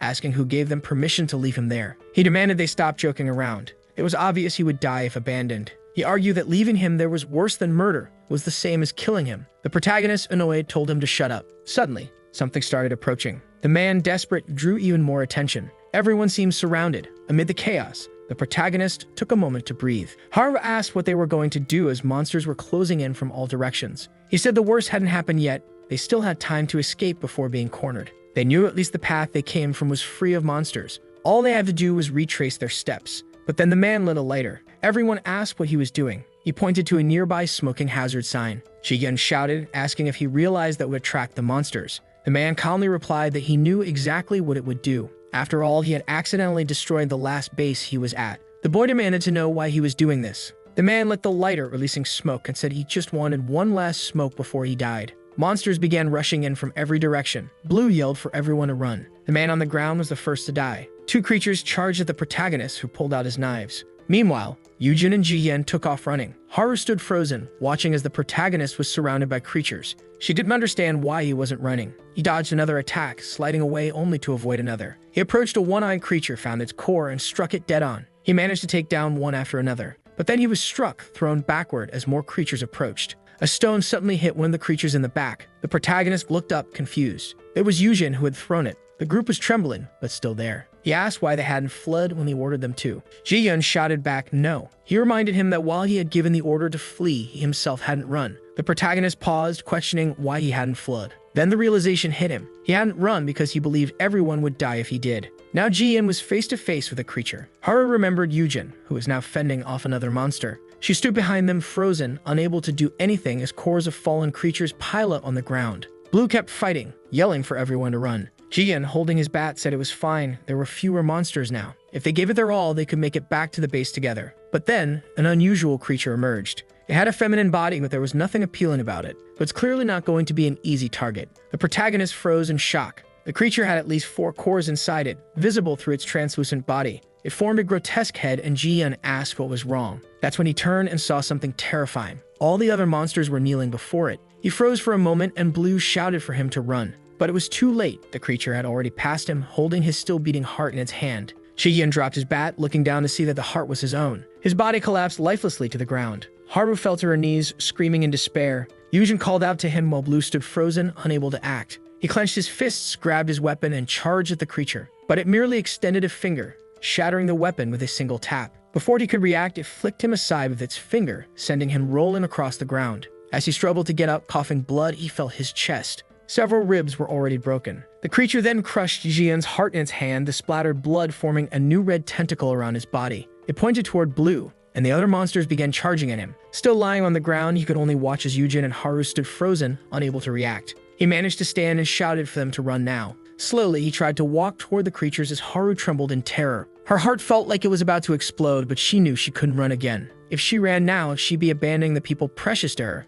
Again, she threw down her bag and dashed for the monsters. The protagonist was barely conscious when suddenly he was shoved aside. Opening his eyes, he saw Yujin had been impaled through the stomach. Despite her actions having caused all of this, it was still a gut-wrenching sight for Blue and Haru. Yujin, clutching the monster's arm, apologized. She admitted it was all her fault for putting everyone in danger. She asked them to escape and make her sacrifice worthwhile. With that, she ran off, attracting the monsters to her. But once again, it was a bloodbath. The protagonist could only stand there, paralyzed, as the tentacled woman began collecting the cores from all the fallen creatures. Looking to his side, he saw Haru trembling uncontrollably. Wiping the blood from his mouth, he stood and told her to run. She couldn't move, unable to process what was happening. But he insisted, saying this was their last chance. Yujin's body was being devoured and the creature was continuing to collect cores. Haru asked him what he was talking about. Ignoring her, he continued moving toward the monsters. She demanded to know if he lost his mind. From the beginning, the plan had been to separate and escape. He acknowledged that, saying at the time it was the right plan. She then asked what had changed. He replied that it changed because it had been fun. Fun to go to the surface with them to share meals together. It had been nice to introduce themselves and grow closer with each passing moment. He realized that the dreams he had back in the basement were even better than he'd imagined. But all of it ended when people died. When someone died, they could no longer talk, share names, or connect. He remembered Jihyun extending his hand for friendship,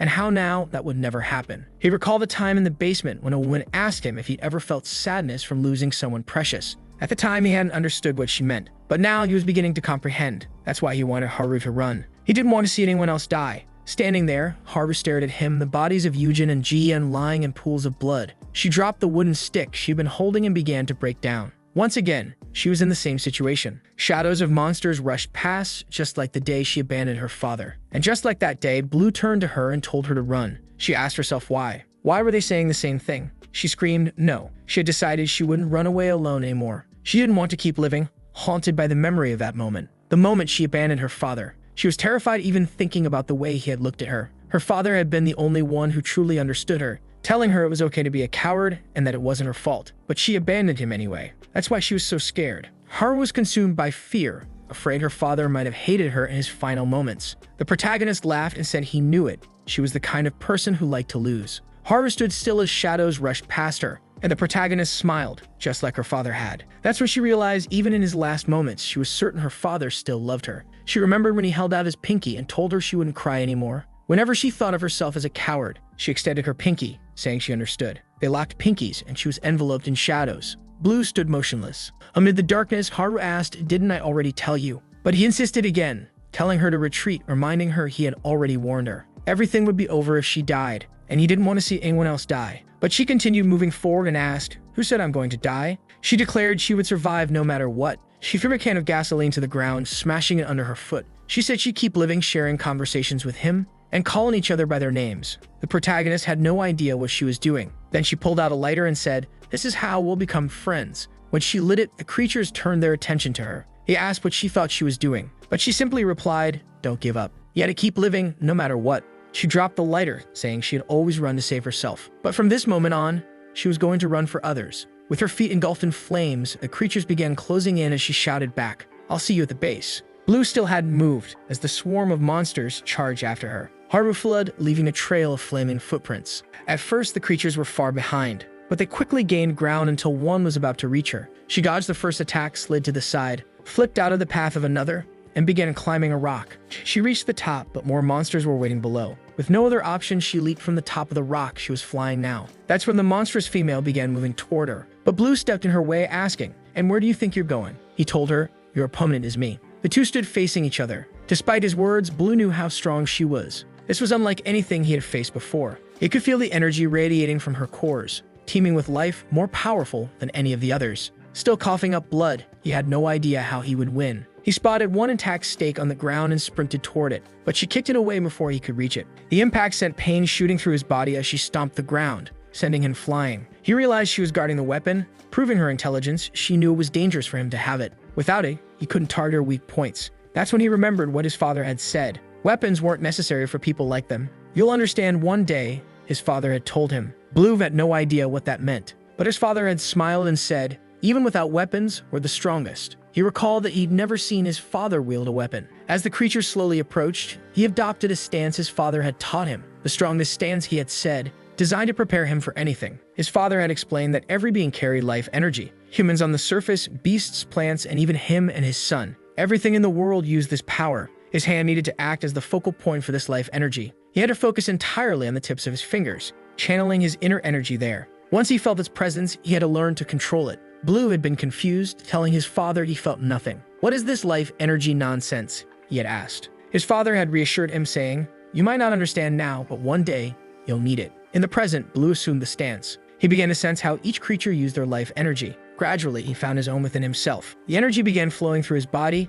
and he remembered his father's words. "When this happens, the power is yours." Blue felt a strange, warm sensation, as if his entire body were on fire. He recalled asking his father what would change when he used his power. His father had answered, "You'll be able to move just a little. A tiny bit, almost like how I move." The female monster was now right behind him. Suddenly, he turned, delivering a punch directly into her arm and abdomen. Blue's punch struck deep into the creature, sending it hurtling backward. The monster was dragged along the ground, trembling. Even though it had no eyes, it was clear that the damn thing was surprised. The protagonist was finally able to see every movement of the creature. His body was now fast enough to react to all of it. Even the slightest movement of a rock nearby was noticeable. It felt as if everything around them had slowed down. The problem was that it hurt like hell. His entire body felt like it was burning, and his blood vessels were on fire. But at least now he was sure he could fight her head-on. The creature prepared itself and charged at him again. Blue focused once more and managed to dodge the kick. But he quickly realized there was another one following right after. He tried to block it with his arm, but she grabbed him instead. She swung him through the air and threw him far away.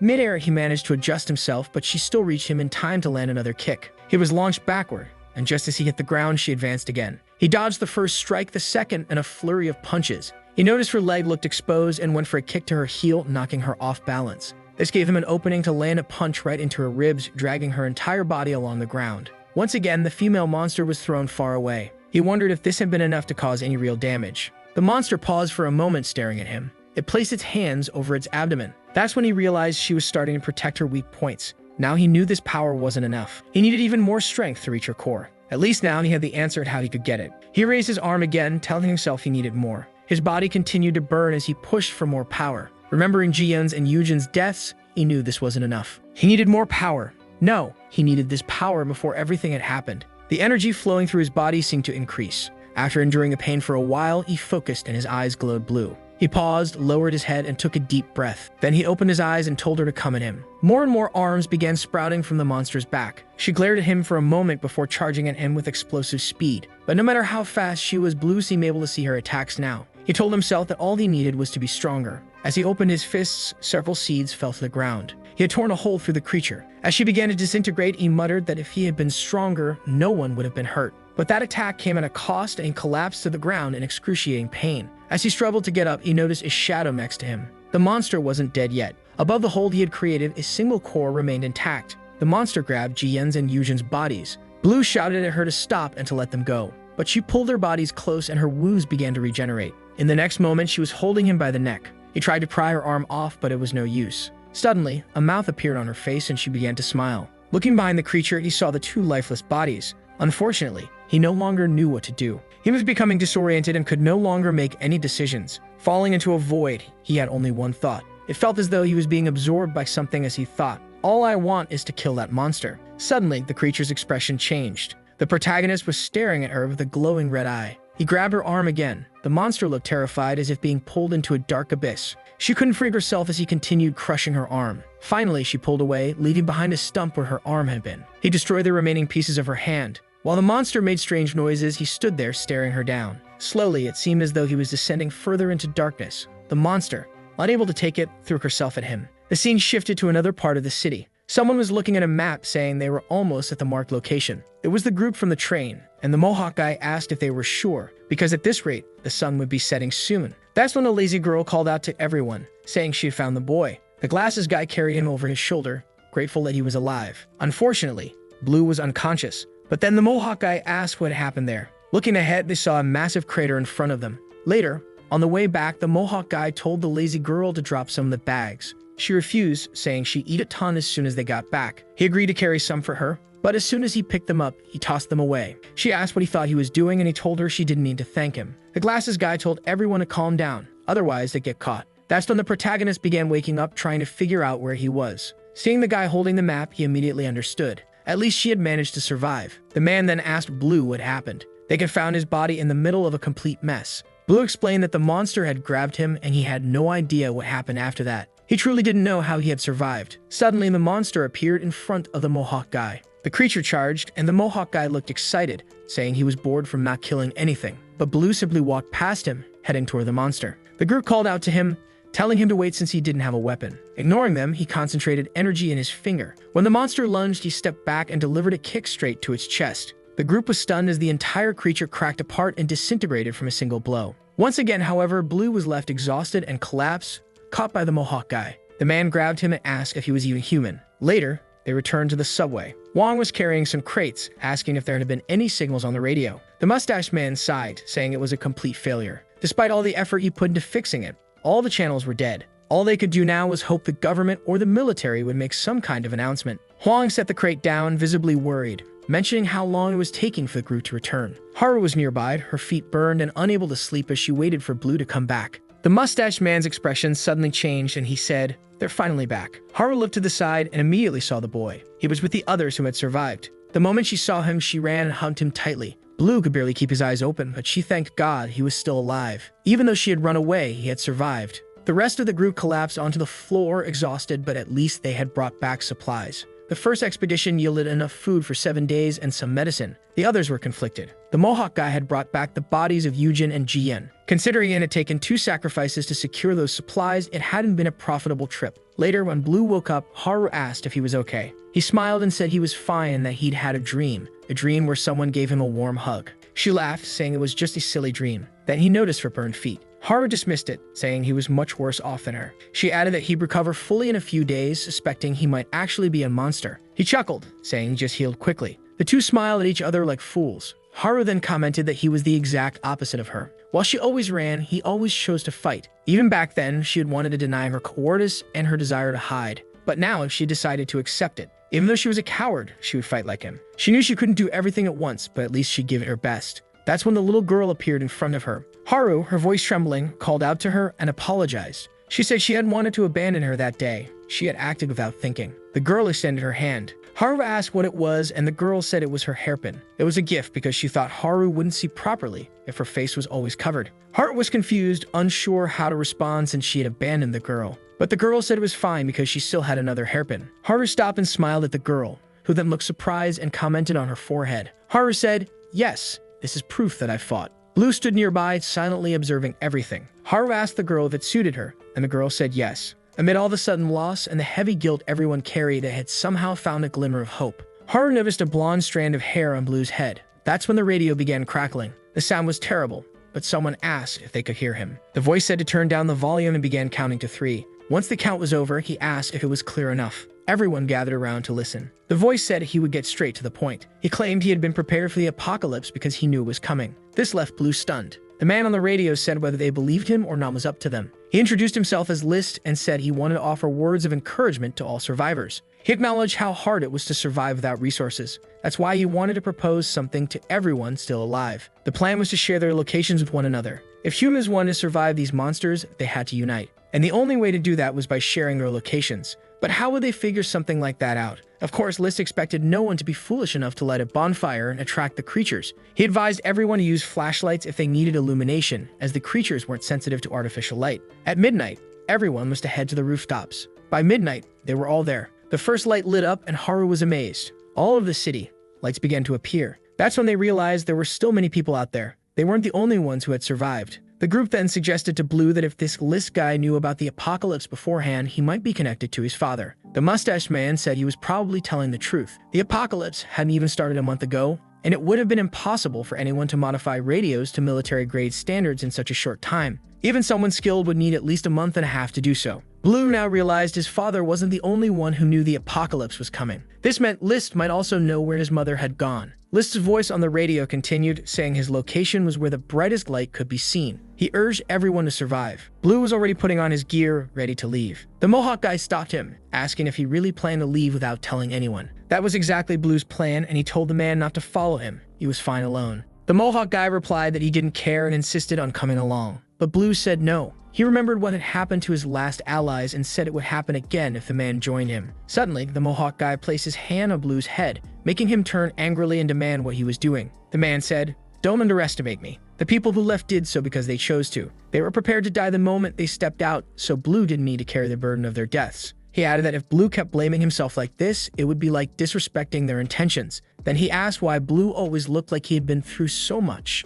The Mohawk guy, much older, said Blue could rely on him in times like this because they were comrades. Or better yet, he could call him Kyun. Blue replied that he didn't care if the man wanted to follow him, and jokingly called him Chicken Head. The man protested, saying it wasn't a chicken head. It was a cool mohawk. Just then, Haru appeared, asking where they were going. She declared that wherever it was, she was coming too. She said he'd need someone to map the route, and for the record, she wasn't asking permission. There was nothing he could do to stop her. Blue said he hadn't planned to stop her anyway. The mustache man then appeared, asking what they were all talking about. It turned out everyone else was awake, watching the scene unfold. The mustache man looked down and said Blue had almost left without taking the weapon he had made for him. But another man commented that Blue probably didn't need it anymore. They stared at each other for a moment, and the man said Blue continued to impress him. The first time he saw him, Blue easily knocked out an older man. Then he witnessed him defeat a monster everyone thought was impossible. Now he heard rumors that Blue was moving in ways no normal human could. What he wanted to know was who or what Blue really was, and what he would show them next. Later, the Mohawk guy asked if all he had to do was make a certain gesture to become as strong as Blue. He punched a wall, immediately regretting it, and accused Blue of lying. But Blue assured him it was real. He just didn't fully understand how it worked. He explained that you had to sense a life force. The group asked what that even meant. He explained it was energy within the body, but no one seemed to grasp it. Blue wondered how he had managed to feel the life force back then. That's when he heard a sound. He told everyone to stop. There was something nearby. Haru, frightened, asked if it was a monster and whether they should run. But Blue knew it wasn't a monster. That kind of presence could only belong to a human. A woman emerged, asking for help, saying she had been running from creatures after her family had been crushed by monsters. She begged them to save her, promising to grant them a wish, anything they wanted. The Mohawk guy, obviously intrigued, asked anything. Embarrassed, the woman confirmed. He paused, thought for a moment, and said he already knew what to ask for. Turning to the group with a smirk, he told them to leave a like on this video. And do you all remember that last episode ended right when the Mohawk guy asked for a like on this video? Obviously, that's not what happened, right, you bastard? He turned and said that he got hurt because of that woman for sure. Of course, Haru already wanted to know what he thought he was going to get as payment. Blue was watching, then asked if they were the only ones who could help her. The woman, kinda crooked, replied that of course yes, right? That's why she's asking them for help. Blue, however, is kind of thoughtful and says that it's strange then. Why was there so many people around them in those buildings? The woman grits her teeth, then says that it really is impressive, and then he noticed pretty quickly. She was planning to take them to the base and finish things there. But now that they've been found out, the plan changed. The Mohawk guy is worried about the reward he was going to get. He wants to know about his wish. Haru tells him to wake up to reality, that this is the least important thing. At that moment, the guy in front laughs and says he really is quite stupid. And the blonde girl with the airbags tells them to hand over everything already, including everything they're wearing. Haru feels kind of awkward, says they're not going to obey that. But when she looks to the side, Blue and the Mohawk guy were already undressing man. She gets kinda embarrassed and asks why they're obeying them. Our boy isn't doing anything, and the blonde tells Haru to strip too if she doesn't want to die. Man, she's shaking and look at those crazy guys' faces with their tongues out. Then one of them tells the Mohawk guy to come closer and hand over the stuff already, including putting the weapon on the ground. But suddenly, the jacket falls from his hand right in front of the guy. The guy is about to say that it looks like he's too scared to hold it properly. Well, man, he takes a solid kick right to the chin. That's it, the Mohawk guy is already behind him taking off his jacket, saying he's the one who's gonna keep these clothes now. He asks Blue if it looks good on him, and Blue's already there stretching man. The blonde obviously says they're a bunch of idiots, and tells everyone to kill them quickly before the monsters come. The poor guy comes from the side with a knife, saying he was going to take care of that kid first. Poor guy. Blue didn't even have to try hard, took one step back, punched him in the chest, hit the knife with his closed hand, and pinned the guy to the wall. The woman's there not understanding what's going on, while the Mohawk guy is having fun hitting everyone's head with a bat. She keeps screaming and asking why they're getting beat up, says it's just two people. Then she gives the order to grab that girl already to use her as a hostage. But well, man, if there's one thing she does well, it's running away. She dodges all the attacks and gets out of the group easily. The blonde once again is wondering who those three bastards were. But at that moment, there are already some monsters arriving and eating some guys in the back. She tells everyone to run, and you can see that from far away, someone's watching them retreat, clearly with their sights locked right on our dear Blue. Sometime later, the exhausted group enters a place, saying they'll rest there for a while. The Mohawk guy immediately says that this place had already been looted and had nothing. Haru agrees and says he's right. That day when the lights turned on, this place didn't shine. Blue, on the other hand, quickly realized. The way the stuff was disorganized felt kind of artificial. It was as if they purposely wanted to make it look like nobody was there. The other two are walking and Blue is already sure someone else is in this place. Right at that moment, Haru is about to step on a rope and tells them to be careful. But it already gets lifted. Haru holds her skirt and tells them not to look. The Mohawk guy is there not understanding what's happening when suddenly someone drops from the ceiling and lands in front of them. The guy says he was wondering who were the idiots that came in there, and warns that apparently they're the same ones who escaped just now from the group. Blue gives him a stare and he's already got the knife close to Haru's face, warning that he better not get even a centimeter closer or that girl will die. Also, if he tells any lies, she'll die too. With that, he asks why they are there. Blue man is in a fighting stance, but let's be honest. It looks like he wears size 55 shoes. Look at the size of those feet. But he's an honest kid and says they're there because they're looking for the source of that message that was shared on the radio. The guy laughs and Blue asks if he heard it too and why he didn't turn on the light. The guy says he's being really naive to believe in that transmission. It's really dumb to believe that someone calling everyone to a spot has no intention of robbing anyone. Not to mention that turning on a light showing where you are is the best way to tell everyone where there are resources to steal. Lastly, the guy also says that he predicted the apocalypse, and that was the biggest lie of all. Blue, however, says that part is true. The guy asks what he's saying, and our boy replies that he's been preparing for the apocalypse too. That's exactly why he believes maybe this guy is telling the truth. The guy stares at him and says he warned that if he lied, she would be killed. But the moment the knife gets close, man, in 1 second, Blue is coming in full speed. That action scene we love, the guy even looks like he's facing him, his eyes glowing red, and he says he fell. In 1 second, he dodges Bluff, who gets startled and sees the knife coming. But he's tough too, right man? With both palms, he blocks the stab, but takes a kick and gets knocked to the back of the room. Man, holy hell, his foot slid and the second he recovered, the guy had already almost passed and hit another one on his neck. He hit his back on the wall, but didn't let go of the knife and came in for another, but he almost took one of those punches that explode a guy. Blue doesn't get it. How the hell was that bastard dodging? And the guy turns and says he's different from the other bandits. Our boy says once again they're not there to steal anything, and at the same time he's thinking that strangely this guy had movements that were not natural at all. He can tell that he's not fast when attacking, but it felt like he could predict all his moves. The moment he ducked the stab, the guy smiled and came to knee him in the face. Damn, and our boy just did a little slide with his foot and managed to duck too. While thinking that if this guy is predicting attacks, he just has to be fast enough to make that impossible. Even then, the guy dodges another punch, then another, then a kick. And Blue realizes that little by little, blow by blow, he's getting closer and closer to beating this guy. The guy's eyes are getting more and more red, and in front of him he could see the possible trajectory of Blue's next attack. Once again he dodges, surprising our boy, and manages to come in and stab. While all this mess is going on, the monsters are right there at the window, man, just watching. The two are staring each other down, and once again the guy charges. Blue still can't understand why this guy was so determined to take this all the way. The problem is, if he hits too hard and breaks the floor or something like that, the monsters in the area will end up getting drawn in. But a small movement also wasn't enough to get close to the guy. So he decides that he's gonna have to finish this faster. He pulls back and gets ready for an explosive attack, man. And as always, look at his giant foot, size 55. The white-haired guy looked a bit confused seeing him getting ready, until the tip of his finger glowed blue. In a second, man, he only saw 3 slashes and a flash of light, and Blue was already behind him, had stolen the knife and told him to stay real quiet. The poor guy couldn't understand anything that had just happened. Next scene, he's freeing his friends while the guy is stuck on the floor, asking if he's going to be killed. Haru and the Mohawk guy look at each other, and without saying a word, they turn to the boy.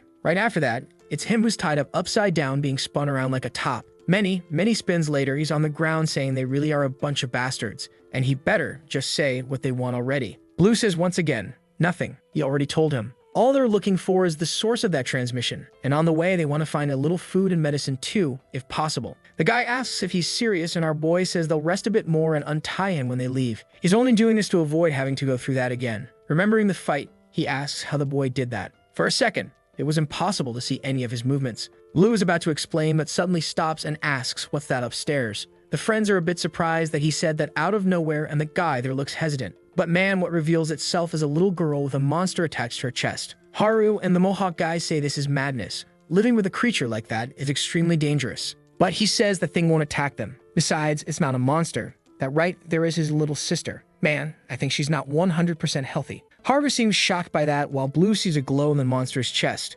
The guy says she's barely alive. Haru asks how, and he says that with those injuries she should already be dead. But his theory is that her life is being extended because of that monster. The creature survives by feeding on what's left and keeps her alive at the same time. Haru, however, says the obvious. It's not like she's really living. That to her, it's much more miserable than dying. And the Mohawk guy asks why he's letting her go through that if you could just take the monster out. The guy explains that he already tried, but it's rooted so deeply into her body that it's impossible. Right then, the Mohawk guy turns with wide eyes and asks why he hasn't killed it yet. The guy laughs and asks, how do you kill a monster? The Mohawk guy turns to Blue and says that every monster has a core, so you just have to hit it dead on. Our boy says yeah, that's true. But the guy laughs and says they're joking. Stuff like that doesn't exist. He already tried everything and did things they couldn't even imagine. That monster definitely doesn't have any kind of core. Then Blue says that he's not lying. That monster didn't have any core in its body. Right then the guy tells them to leave immediately. Haru is about to scold him, asking if he wants to get beaten again. But Blue just cuts the ropes and says they're leaving. What the hell? In just a second, they're already outside and had already said goodbye, man. The guy's even a bit surprised, watching from a distance.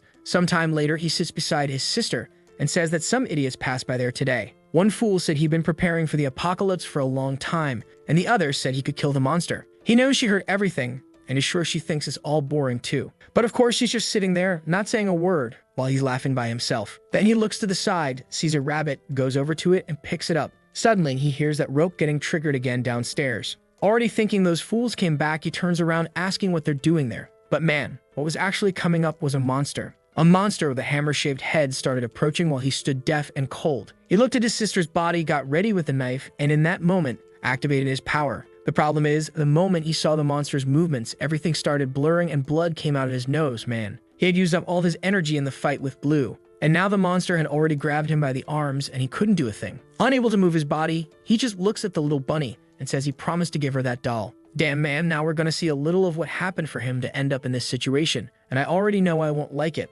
I'll be sad as hell. There he was on the street, all cheerful and bouncy, carrying the teddy bear. His sister had called asking when he'd arrive, that things would start at 11 in the morning. He says not to worry, he'd never be late. The chances of him predicting something wrong were 0. That's because he had something no one else had. In the middle of a chess match, the chubby guy is hesitant about what move to make. But for Gujin, everything was easy, and he could see every single possibility. Right after that, it's announced that he's the grand winner, but he didn't seem very excited. The interviewer asks why he's not happy with such an incredible victory, to which he says he already knew he'd win. This is all part of a news story being broadcast about him on TV, man. And his sister is telling him to come home already, and he says he's on his way. At some point, Gujin realized he had this ability and it wasn't even hard to activate. All he had to do was combine the 5 senses and create a simulation in his head, from the air temperature to what was in front of him and the sounds around. With simple info like that, he could even dodge a motorcycle coming to run him over with ease. He falls to the ground calmly and someone comes over, hesitantly asking if he's really okay. His nose was bleeding, right? And he explains that the more he uses this ability, the more worn out he gets. And obviously, he suffers from a strong headache. He keeps walking and his sister says she heard a loud bang, but he says it was nothing. She doesn't need to worry. And if she wants to know where he went and what he bought, on the calendar you could see it was her birthday, and he says it's nothing much. But suddenly, the call starts to static. From 1 second to the next, the sun is completely covered. Birds start flying off, man, and everyone looks up. You already know what happened. It was right when the invasion began. Staring at the monsters descending, it was the first time he couldn't anticipate what was happening. What were those deformed, mysterious creatures approaching the ground? Was this happening all over the world or just where he was? The internet wasn't working, and that's when the first creature stepped on the ground and everything shook. A strong wind swept through the city streets, and when he looked again, the entire place was already overrun by monsters. Everyone being grabbed and killed, while he's just staring at the little bunny in his hand. Man, he's out of his mind. He keeps walking forward, wondering what their reason is, and if they're only here to kill humans. That's when he noticed that they also seemed to be eating, so just attacking wasn't the only objective. Maybe it was about consuming any living creature, or maybe all of it was just a means to the same end, survival. A monster shows up in front of him, but with a prediction, man, he dodges. Damn, the kid's really tough, man. He kept moving forward, just staring and dodging. At the same time, he's thinking that he only needs to walk another 50 meters to confirm his sister's safety. But man, that's when he saw something coming from the sky that crashed directly into the second floor of the house. At that moment, his expression changed. As always, he started taking into account the air temperature, what he could see, the sounds around him. Based on all those factors, he knew exactly what was going to happen. And when he got up there, man, there was his sister, already being devoured by the monster. Even so, he didn't react with surprise since he had already anticipated that this would happen. In the same second, he grabbed the knife and started cutting the creature. But it didn't matter how deep the cut was or if he sliced it apart, it regenerated. And here, we are the next day. Suddenly, the planet that brought these monsters disappeared, but they kept roaming the earth. He fortified the house to avoid being found. The only thing that was incomprehensible to him in that situation was that his sister's heart was still beating. He knew she should have died because of that injury, but somehow, the monster was surviving and keeping her alive like a parasite. While the creature chewed there, every now and then his sister reacted and screamed in pain. The problem is, he already tried removing that monster from her,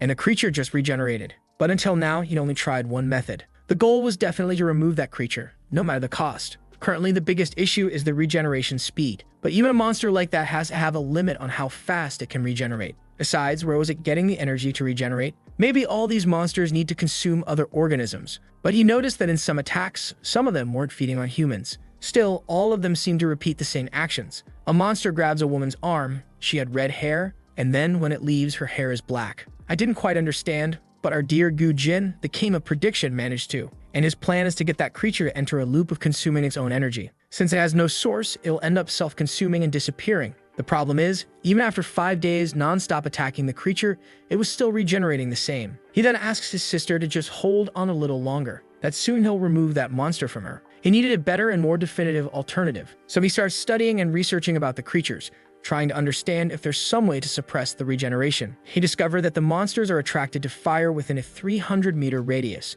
which made it clear that fire wasn't an option since it was too dangerous. Sometime later, sitting beside his sister, he says that with binoculars he saw something very interesting. He got acid from a processing plant in the area and found out that it significantly delayed the monster's recovery. The problem is, even then, it still wasn't enough to kill the creatures. With a bag of supplies, he says that today some bandits tried to rob the place, but fell into the traps like fools and he handled it easily. Sometime later, he used the acid and the knife to dissect the monster and try to find some kind of heart or core, but there was nothing. He tried to freeze it to death with liquid nitrogen, but failed. He tried filling it with needles to see if he could trigger any contraction. Tried using electricity, but nothing worked. Now out of hope, he says he doesn't know anymore how to free her from that pain. Not even he could come up with any more ideas to end this. He asks if she's listening and tells her to send a signal. That's when the rope got triggered, the one where the Mohawk guy and Haru were captured. But now, back in the present, he knows he won't be able to kill this monster, and he also won't be able to free his sister from this suffering. His eyes begin to close while he can't see any more possibilities. But then, someone came running from downstairs. Man, look how our boy shows up all swag, hanging upside down. When Gujin takes a look, our boy is already activating the little blue finger. In a second, he's already behind, taps the monster's back, and it disintegrates.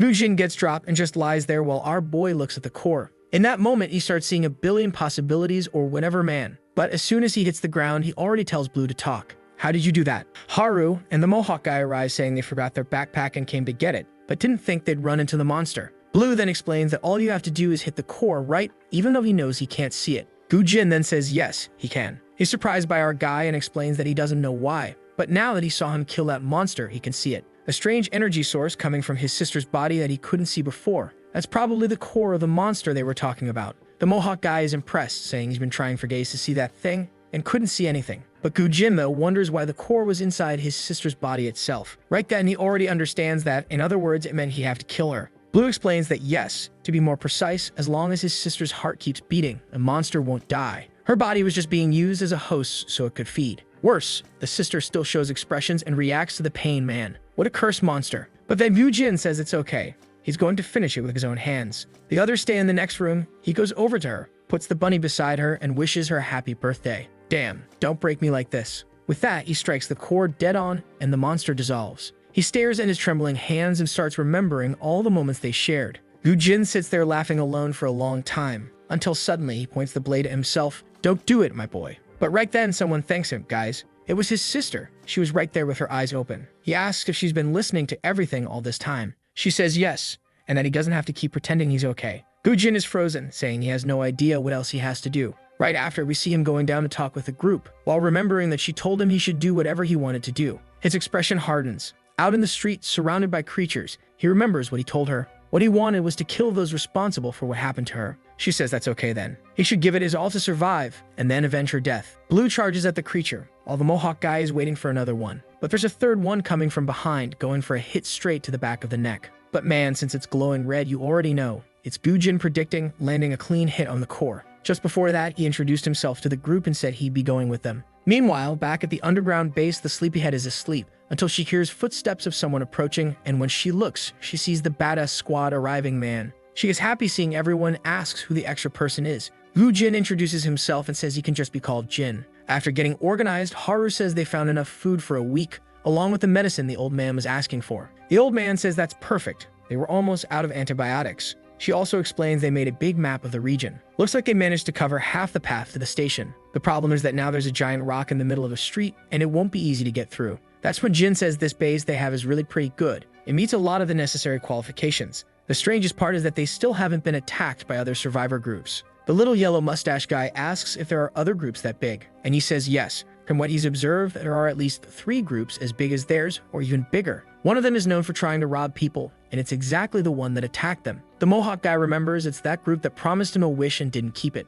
Haru says those guys are really weird, and it'd be good to never meet them again. Jin says she better get ready because unfortunately to get past the mountain, they'll have to deal with those guys. She asks if there's no other path, and he says the only other route would take 3 times longer, so it doesn't make sense. The lazy one says that it really seems to be the only option, as long as she's not the one going. Jin, however, tells them to relax. Those guys are just a bunch of misfits, and he already has a plan to get past them. Besides that, he tells Blue that he needs to act more like a joker. It's not good to show his strength if it's not necessary, and also not good to go around telling people he trained for the apocalypse and lived in a basement. Blue says whatever. It's not like he was planning to talk to those guys anyway. But then the sleepyhead yells and asks who made that guy the boss. But Jin is cold, man. He says he's the smartest person here, so that's why he's giving orders. The group is a little surprised by the kid's boldness, and the feisty one says she likes him. Right after, we see Blue doing some push-ups. The boy keeps his training in check. Then he notices Jin on the wall next to him, who asks how he got a body like that. He answers that he trained his whole life in the basement. The guy replies that that explains nothing. The ability he has already far exceeds what's normal for a person. Blue says it's just because everyone else is too weak. Jin's curious, wants to know what his daily training was like, how he lived, what he practiced. But man, Blue just tells him to stop talking and quit being annoying. The guy keeps asking anyway, wanting to know what he used to eat there. Then our protagonist says he purposely came to this corner to be alone. So how did he find him? Jin explains he followed his light. It's something he's been able to see since that day. The moment he started seeing the cores, he also started seeing this strange light. Blue says that must be the energy of life. That's what his dad used to call it. Jin wants to know, of course. How did his father know about all this? Our boy is drinking water without responding while Jin bombards him with questions, saying he wants to understand this dad of his. The whole thing about building a bunker under the city and training his whole life. It's extremely hard to rationalize or understand what his plans were, even though the guy says his dad was kinda crazy in the head. Our protagonist then says he wasn't always like that. In the beginning, when he was very young, he felt like he really was a father, a real one. He used to talk about the surface and how soon he'd be able to go out, about how they'd live up there and the dreams they'd build. But at some point,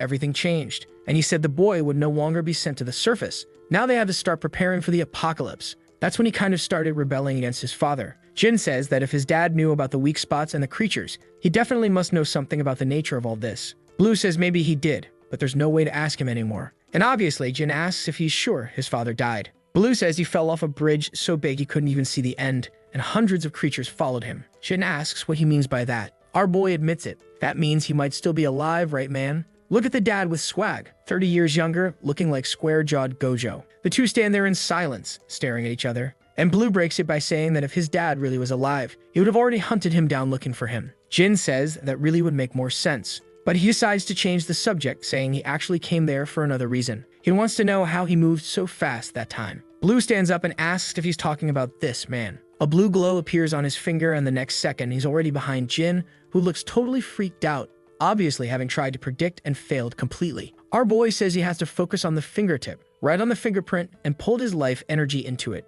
The problem is, it's a feeling that's kind of hard to grasp, but Jin says he can already feel it. His hand is shaking and he says he remembers it clearly. The moment that monster grabbed his arm, he felt his life energy being pulled away. And now, man, he's trying to activate it in his fingertip, but not much is happening. Blood's already coming from his nose, and Blue asks if he's okay. He replies that yes, he's fine and that he can do it. He needed power to kill all those monsters. He keeps pushing himself while remembering the moment when Blue killed the creature and revealed the core of the predictions happening, and he looks back, saying he needs that power, the power that creates possibilities just like him. But all that effort results in a black screen. He passes out all twisted and drops to the ground. Our boy doesn't even catch the poor guy, just leaves him head down on the asphalt. Next scene, he wakes up all crooked and the doctor asks if he's okay, saying he had a terrible fever. The boy can barely open his eyes and the Mohawk guy is already yelling at him to get out of his bed. At the same time, Blue shows up. The boy's in fresh new clothes, not the old ones, and tells Jin that in that little attempt of his, he was passed out for 3 hours.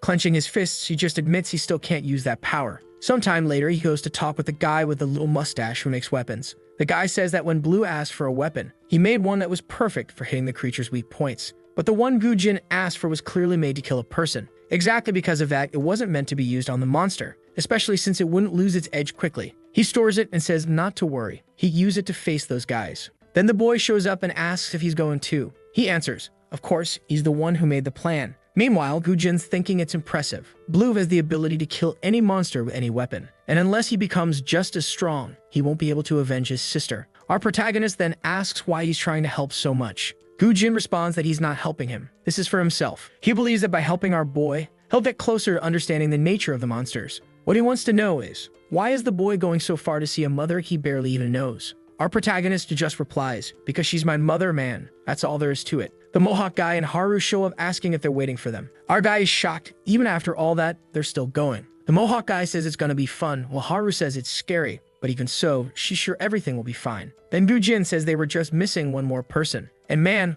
poor lazy girl is gonna be taken along. Let's just hope she doesn't mess things up this time. Damn Ji-yun. The doctor's just standing there watching, wishing them a good trip and asking them to come back safe. Outside, narration says that monsters have appeared on the surface and now each person has their own reason to keep trying to live. Some didn't want to run from the past, and others were just in it for fun. Some were out for revenge for their family, and one of them was looking for someone precious. And because of all those goals together, they had to keep moving to stay alive. The giant wall loomed just ahead, and man, on the other side, there were some huge monsters. Better not cross right now. In a building nearby, someone's asking if she not only lost them, but also let some people die. It's the round-offer girl trying to explain that the people they ran into were very different. Normally, anyone would have fallen for that trap. She doesn't know how, but they notice everything really fast. There was a Mohawk guy who beat up everyone, a tall girl who ran off, and one they couldn't even land a hit on. The people are making excuses when suddenly, the scalpel. Whoa, man, right to the head of the guy. I thought it was going to stop like a centimeter away, but no, he actually dropped dead. And that crazy white-haired girl says he was screaming too much. Another one next to her asks if she's not afraid those people might come back and attack them. She replies, no way in hell unless they're totally insane. After all, that's their hideout. If they attack there, then what? Would she end up eating all of them? That damn carnivore even looks like a buff female version of Gujin, doesn't she? Look at her. And speaking of him, he's going over the plan, explaining that they have to reach the other side of those guys' territory. Obviously, the idea was to avoid any trouble, but they have to pass through 3 zones before reaching the destination. The Mohawk guy is celebrating, saying it's infiltration time, while Haru is already sure monsters are going to show up. Blue then says he doubts things are going to be that easy. If he were alone, maybe he could guarantee it. But with so many people, it was impossible for them to pass through such a large area without being spotted. Gujin, however, says he guarantees it. All they have to do is follow his plan, and no one would be discovered. Then the Mohawk guy asks Blue if he thinks that if they also got captured by a creature like Gujin did, they would start seeing the life force too. Blue says yes, that seems to be how Gujin saw it, but our boy is the only one who kind of has that talent naturally. In the same line of thought as the Mohawk guy, Ji-yun, of course, is already trying to sneak off, until Gujin asks where she thinks she's going man. The bandits' territory they'd be dealing with was in that direction. He tells everyone to follow him. He'll lead the way up front. They would communicate only with signals, since there's the risk of getting caught. He makes a gun signal with his hand and says it means that if they see the enemy, they keep hiding and escaping. The signal with 2 fingers and a slicing motion means they're going to attack, but that signal would only be given when absolutely necessary. The thumbs up meant retreat. Also, if in any conversation he touched his own chin, that meant he was lying. Blue's a little confused, wanting to know when exactly he used that signal. Gujin responds that he doesn't know either. He hopes he doesn't have to, but it's good they know it exists. And yeah, I can already tell this bastard's about to pull some 5-dimensional chess plan. The group's excited while Haru is trying to memorize everything all messed up. And folks, they head out from the base, running through the streets as the adventure begins. Right away though, in the middle of the road, they run into a survivor. A human, bald on the back of the head. Poor guy even looked like he'd been burned. The group was talking. Gujin gave the signal to pass by, but the Mohawk guy completely ignored it, rushed in on his own and smacked the first guy with a club. Right away, Blue had to jump in too, and a second later, the 2 fools were caught. Obviously, the group starts questioning the Mohawk guy, asking why he did that. He explains that since Gujin pointed, he thought it was his signal to attack those guys and went for it. Totally off, Gujin already realized things weren't going to be so easy, and thanks to stars that no one else was around. The only problem now was that they have to get rid of those 2. That freaks Haru and Blue out. She tells him to wait, asking if he really plans to just kill them like that. Man, in a second, he says yes, pulls out the knife, and goes to kill them for real. But our boy grabs his arm, which makes Gujin ask what he thinks he's doing. The protagonist replies that they don't have to kill these people. Gujin then says he finds that strange. He thought he and Blue were the same. Was he feeling guilty for killing them or what? You have to know those guys were raiders, and they would kill them without hesitation if the roles were reversed. Blue says he understands that it's the easiest way to avoid future trouble, but they didn't want to kill them like that. For some reason, every time he felt death close by, he had a strange feeling in his chest. But man, Gujin just asks if he really wants to ruin the mission over something that trivial. If they told anyone that they were infiltrating those territories, the mission would become extremely difficult, even for him who's trying to find his mother. Our boy says there's a way to get out without killing them. They just have to leave the place before they wake up. Haru and the Mohawk guy cheer, saying, yeah, it's better if they leave right away before the guys wake up. That way, everything's fine. And so the boys let go of Gujin's arm, who simply put his weapon away and turned around saying that it was fine. They were leaving. But the guy turned back, saying he was disappointed. He had imagined Blue's motivation was stronger than that. The team kept moving forward, always running into people, and Haru had already noticed that the further they went, the worse things were getting. Suddenly, they were walking when someone asked who they were. When they turned around, a guy carrying a wooden plank said he had never seen those tricksters around there. Gujin was already spooked. If they got caught right there in the middle of everything, there would be nowhere to run. And the guy asked why they were all crouched, walking all slowly. When he goes to ask something else, the Mohawk guy says it's exactly what he's thinking. They're on an incredible mission. The guy's a bit confused and asks who he is. Right away, the Mohawk shows off his hairstyle and says he should have been recognized already. The guy stares at him, and he's all weirded out. Then he calls his buddy and says they can have a private chat. He takes the guy aside while Gujin celebrates that the chicken head actually helped for once. He keeps walking, saying that the plan is to regroup at the base or at some meeting point, just like they'd agreed. Man, they really left the Mohawk guy there, huh? What the hell? That team really has confidence in their members. Sometime later, Haru checks the map and says they've just reached the central zone, which means they've already made it a quarter of the way. Man, that place is far. They enter a house and Blue says he's seen a place like that before, full of metal bars. Gujin says that place is called a prison, and it was probably being used as a base after the apocalypse. But then someone yells for help. When Blue looks to the side, there are some guys behind bars saying that if they're rescued, they'll do anything they want. Ji-Yun tells the fool to shut up, while Haru wants to know what they're doing there. Confused, the guy asks if they're not with those people. Suddenly, the rest of the group starts getting up, saying they thought they'd never get out of there. The guys plead for help, saying they need to be freed before they're eaten. Gujin, confused, asks if they're fans of the monsters. But of course the guy says no, that woman is crazy. She called herself the Predator. Outside, the group is wondering how they're supposed to help these people. Being surrounded on all sides, it wasn't going to be easy. Gujin moves on ahead, as if to say they don't have time to stop, let alone help anyone. Haru complains, saying it sounded like he had just told the guys they were going to help. But he just answers that obviously he was lying. They cause a huge mess if those people found out they weren't coming back. Haru, kind of heartbroken, says that if they believe that, they'll keep waiting for them to return. The problem is, even she's scared, because she knows things could get more dangerous if they start getting involved in all this. Yujin just yells that she's also against trying to save those people. It was already hard enough just with their group. Imagine if they started worrying about everyone else. Out of nowhere, Gujin asks what Blue's opinion is on the matter. He stops for a second, then says he's also against it this time. He thought it was way too risky. Gujin, all smug, turns and says that's very interesting. Wasn't he the one who was against killing those people before? He replies that it was completely different. At that moment, he was just against taking those people's lives. Exactly, because just like he says, every time he kills someone, he feels like he loses a part of himself. Out of nowhere, Haru feels a sense of dread, and as always, our boy is licking an insect. Who remembers that in the very first panels of this story, he killed a bug that was coming out of the fan and ate it, right man? And gave it a little lick too. Haru starts punching him, saying he's disgusting, but he tries to explain that it's kind of an automatic habit. He asks if he's weird, and she says that's clearly terrible. No way he was doing that when he was in the basement. He's a little confused, says it was just instinct, when suddenly his pupil contracts. He covers her mouth, and Haru thinks he's trying to give her a bug to eat. But man, that's when Gujin gives the signal to fall back and everyone panics. Right in front of him was the Predator, saying she was smelling something strange. Not just strange, also delicious. The group is right nearby, man. She almost notices. Then the bald guy comes running, saying the farm that Group B3 was guarding was destroyed. The Predator doesn't seem too excited and asks why he's all agitated. He says that out of nowhere, the monsters attacked. The prison's metal bars were destroyed, so the cattle escaped man. The Predator stares him down so hard he starts shaking immediately. Then she shows some teeth and tells them to bring some eyes. Ji-Yun is just there, trying to understand what's going on. Man, holy crap. They bring in some guy who's already been. My god. The guy has no arms, no legs. The Predator comes up, removes his blindfold, and asks where is it. In front of him, he sees a monster fighting off a bunch of people from the group. He's got the ability to see the cores, and he says it's in the left leg near the thigh. She asks how deep. He says 14 centimeters. He explains it's just an estimate, but she says that's fine, because if he's wrong, she'll eat another arm. Good thing our group is already leaving that place. Only crazy people around there. While they're using the chaos to get out, man, someone comes running. It's that same guy from before, the one from the prison, and he says he's glad he found them again. They were waiting for them, but the monsters showed up and destroyed everything. Haru doesn't understand why that group showed up, and Gujin celebrates. With people who don't know how to kill monsters, they definitely buy themselves a lot of time. The guy turns and tells them to go quickly. Also, that whole killing the monster stuff is impossible. No way something like that could actually happen. And then a scalpel flies in and hits him square in the head. Blue and Gujin freeze, while the predator, holding the core in her hand, looks over and asks who they are. Man, the first thing Gujin notices is that she's holding the core of a monster, meaning she's not weak. With the scalpel spinning in her hand, she asks why they didn't do anything while the cattle were trying to escape.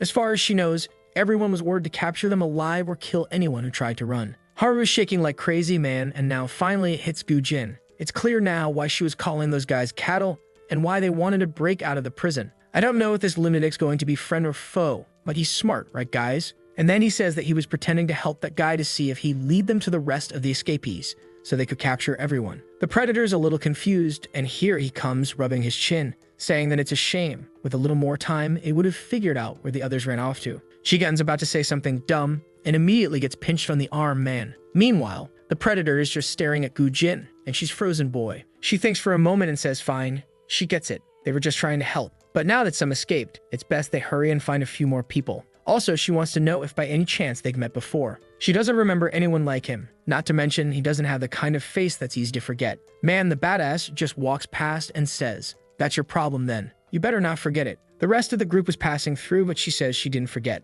When he turns around, he already sees the prediction, a scalpel coming at his face. He manages to dodge just in time. Another one was heading toward Ji-Yun's face, but our boy manages to block it midair. She, confused, asks what's going on, and Blue questions the woman, wanting to know why she attacked out of nowhere. But man, the woman suddenly goes crazy. She's drooling there, super peculiar, saying that this smell is coming from him. I want to know in the comments, who would have the guts to face her, huh? Who's gonna be the Marvel hero? Gujin tries to keep up the act, asking why she's attacking if they said they were going to find more cattle. But the drooling maniac just says it's because they seem really delicious. He's kind of confused, but man, she lunges in, attacking with the scalpel, saying she just wants a little bite. He manages to defend against the first dagger and already pulls out his knife to go for her neck. But the badass dodges with a head tilt, and at the same time, another scalpel almost hits his face. Then the predator says to herself, the more she charges forward, the stronger the scent becomes, and she wants to know where it's coming from. Yeah, girl, Blue is right in front of you. Better back off, you're gonna die, girl. The girls are all confused while the drooling redhead is just charging, grabbing even more scalpels and yelling for him to die. But poor thing, she sees the weapons flying, thinking she's going to kill the boy.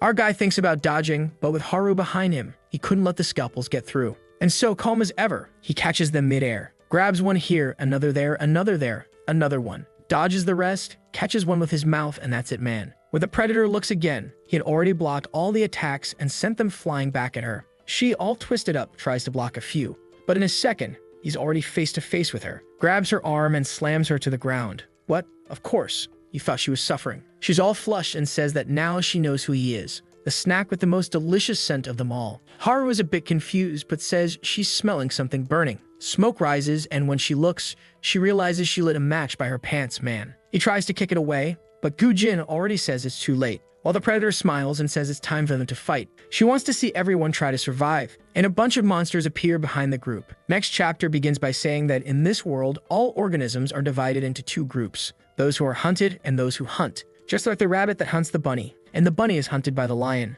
and the lion is hunted by humans. And for a long time, it was us, humanity, that ruled the top of the food chain. But that changed completely the day the monsters fell from the sky. From that moment on, they took the top of the ecosystem and completely destroyed the food chain.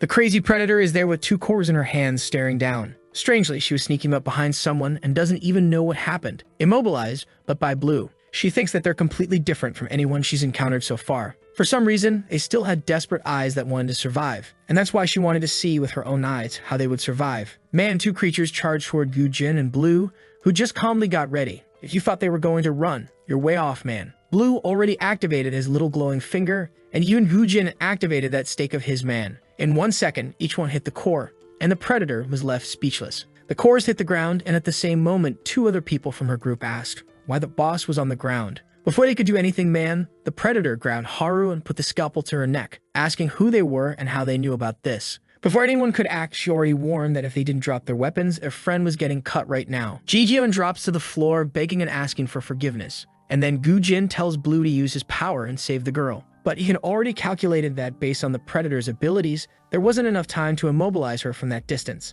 Haru is there, trembling, while Blue doesn't know what to do. The damn woman even laughs, saying she thought they were friends, but apparently that wasn't the case. At the first sign that Blue's about to do something, she already tells him to stop, saying she has no idea what this power of his is, but if she feels anything, the cut would come instantly. But man, while there's a threat over there, Gujin is right in his ear, telling him not to give in and to go for it. He had to attack her now before she could react, exactly like she did when he invaded his home. The predator, however, says that if he's not on the ground the second she counts to 3, she's going to kill the woman. And our boy is frozen, hesitating, wondering what he's going to do if he fails in this attempt. Worse still, they were now surrounded on all sides. But man, Gujin is the devil on his shoulder, saying that sometimes a small sacrifice is inevitable. After all, they had a much bigger goal in mind in the end. But Blue is still frozen. She starts counting, and the others nearby are just watching, waiting to see how he'll react. At 2, he's still hesitating, not sure what to do, while the woman is holding Haru with the scalpel in her mouth. At 1, our boy goes to move. But man, a drop of blood hits the floor. Blue had been cut on the arm, and Gujin yells his name.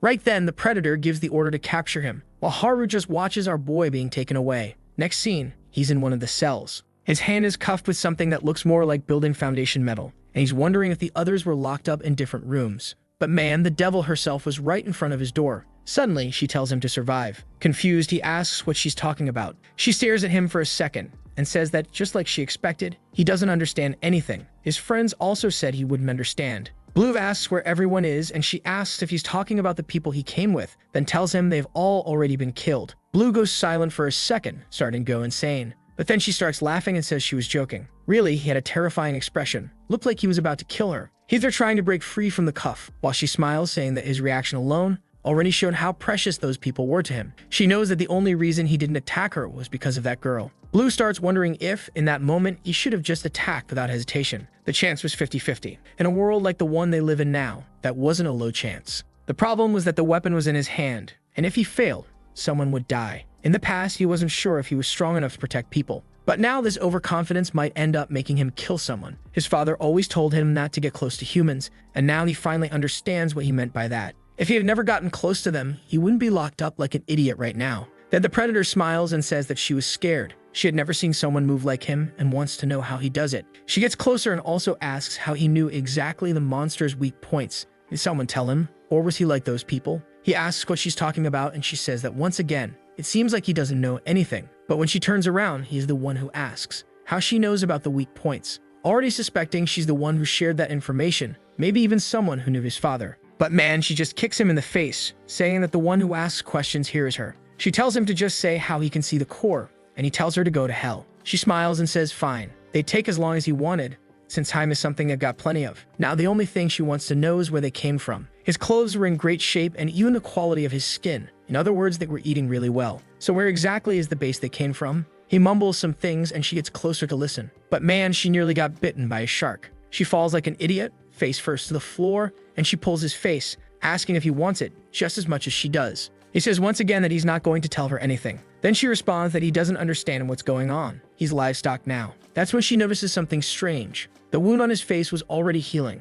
She asks if that bastard is even human. How could a person's injury heal in minutes? Next scene, there's that guy with no arms or legs, and she asks if he really can see the light that comes off humans. Trembling, he says yes. He can see the light of people, of humans, and of monsters. She then tells him to take a look at the boy. Obviously, she means Blue, who's off in the corner, and he stares at him for a second. Then he says that he's blinding. The predator is surprised, and he says that anyone could see it from a distance. The boy was overflowing with energy, or rather, life force as it's called. Now the predator says she understands why his smell was so delicious. Then someone behind her warns that they're running out of food, and that maybe people are going to start complaining. Not to mention some were already upset about the number of casualties from the last incident, and the fact that they didn't execute the one who caused the mess. So maybe the best thing would be to find their base first. The predator gets close to Blue and says he must have heard already, so he better speak up about where they came from. Obviously, he says nothing, and she says fine then. Since he didn't want to say it, he'd entertain her in another way. Before he could understand what was happening, bam, a flurry of scalpels to the back. And she says she's curious to know how his regeneration works. He better endure it well because she's full of energy. From sunrise to the wind blowing and all the way to nightfall, man. It was already late at night when he finally hit the floor and she disappeared for a while. Guess who comes into the room?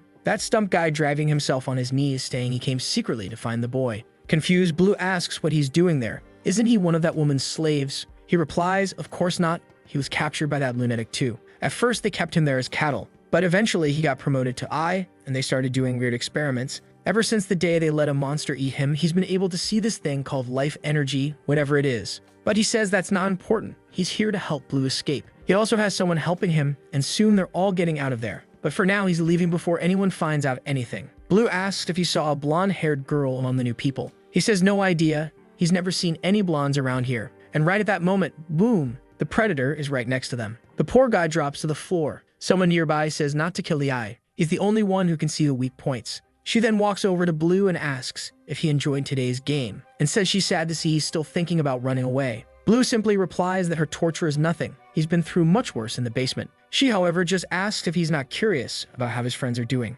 Next scene, they're thrown into the room, and she says Haru's pretty persistent too. Up to now, she hasn't gotten a single drop of water and hasn't said a word. That's why she came up with a nice idea. She grabs one of Blue's fingers and says that if Haru doesn't talk, she'll break them one by one. First one's gone, man. Haru screams, telling her to stop. The predator asks, "So, when are you going to talk?" But Blue just says not to let her say anything at all. With that, his second finger is broken. Next scene, outside, some guys are talking about how each day is getting worse. The torture lasted for countless days, and the predator kept saying that since he was much better, she could try whatever she wanted, he would regenerate. Blue, on the other hand, was already trying to figure out how to escape, but he noticed something strange. Those cuffs they put on him were suspiciously perfect for blocking him. He couldn't bring his fingers together, so he wasn't able to activate his life force. It was almost like they were made specifically for him. Meanwhile, the predator is still wondering how he moved that way and what that power was. She then says again she'll give him another chance to say where the base is. For a moment, Blue thought that if he just gave that info, everything would be easier. But now he already knew what people's faces looked like when they were sad or when they were happy. He couldn't go back to when he didn't understand those things.